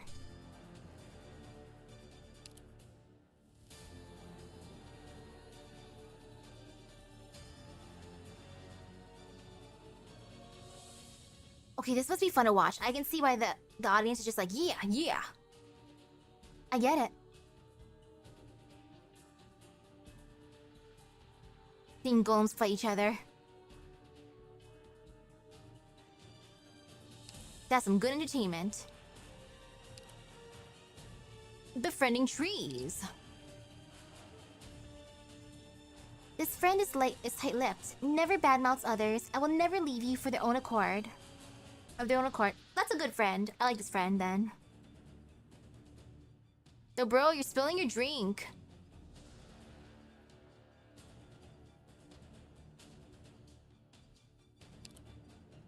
Good friend, though. Actually, no, he's not spilling the drink. I just realized.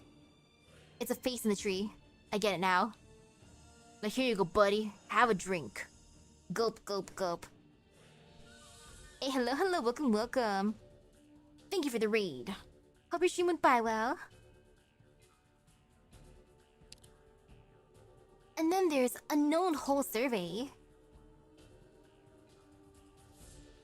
The excessively endless time is cut open before your eyes, before you can grasp any of the language symbols flowing within. That is a deep hole.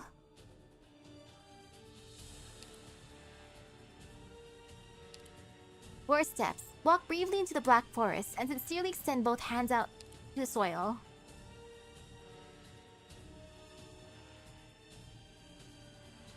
Looks normal enough for the forest.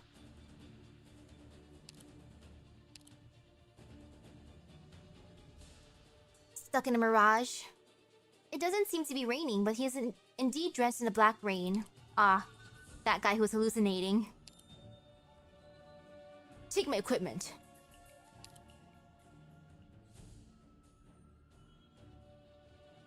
Between mountains, Sammy deliberately lifts the mountain range to block off the lost cub's gaze towards the ice field, and thus you only feel the cold seeping through into your bones. Normal? IS-5? It's not a what if or nor time gaps, but it's a matter of which order this all happened? Oh. Okay. Boating. The wetland dwellers' rites always take place in the water. The bodies are washed and souls always pure. Pure soul. Contaminated residence. A harsh battle has left a mark here. The thorns will eventually be buried by the wind and snow, but the black footprints, once imprinted, will never disappear.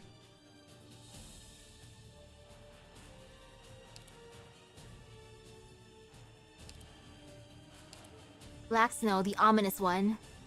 You might know better than the Sami people who have lost their horn-based neighbors, that the blade still plunders everything it touches.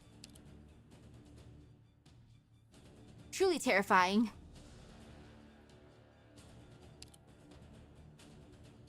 Each integrated strategy is like so different. Gravity displacement. As people try to figure out the collapse's impact on reality, their own minds and realities are also being recognized. Active Infi ice field destroyed, Bowen Hotlands and Talos 2.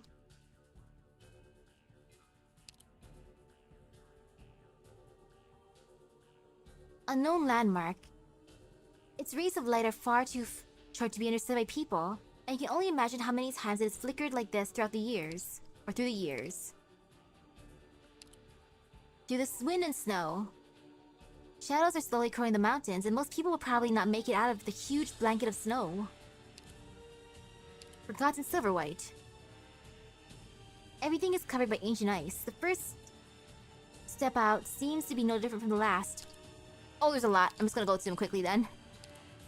Okay, warm house. I want some food. Still can't believe that's Gitano. Over here, just chillin'. For the wandering fortune teller. Travel with the trees. Awfully abnormal omen. Frost-covered cave.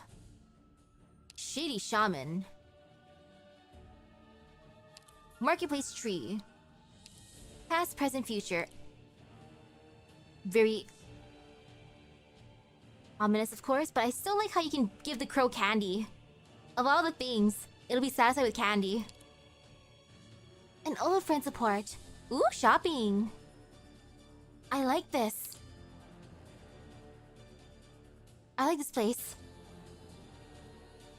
You wonder if even in other Ada gates, it is still useful as long as there's in a tattered condition. Probably. Like a one-way gate. I know, I'm so happy for Big Bob. Look at Big Bob's stuff. You know, I'm happy with that. We'll steer Big Bob's. Good job, Big Bob. Or Big Bo in this case. Big Bo's farm. GG. Got to make some good stuff, including, I guess, the beer. Bob's been eating super good. I want to buy Bob stuff. I'll support Bob. I'll get all of Bob's things, one of each. Bob deserves all the love. Cause that was cute reading the stuff for Mudrock. I like Bob and the farm life.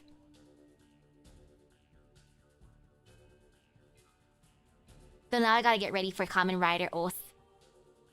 Cause I got that in like a couple minutes, teehee. Teehee.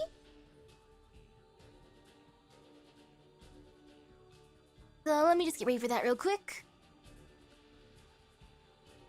Okay, a comparison to put the Collapsos. Demon Collapsos akin to Ort. Okay, yeah. Oh, I get that then, in that case. When their case infected everything. A zombie Ort. But yeah, now I gotta be good and start getting ready before I'm too late for the other thingy. Hee. We're Kamen Rider Oath tonight. Screen sharing inside of Discord, so I'll be getting ready real quick. So thank you for stopping by the stream. I hope everyone has a great rest day and epic gacha luck. I'm not gonna be late, I swear.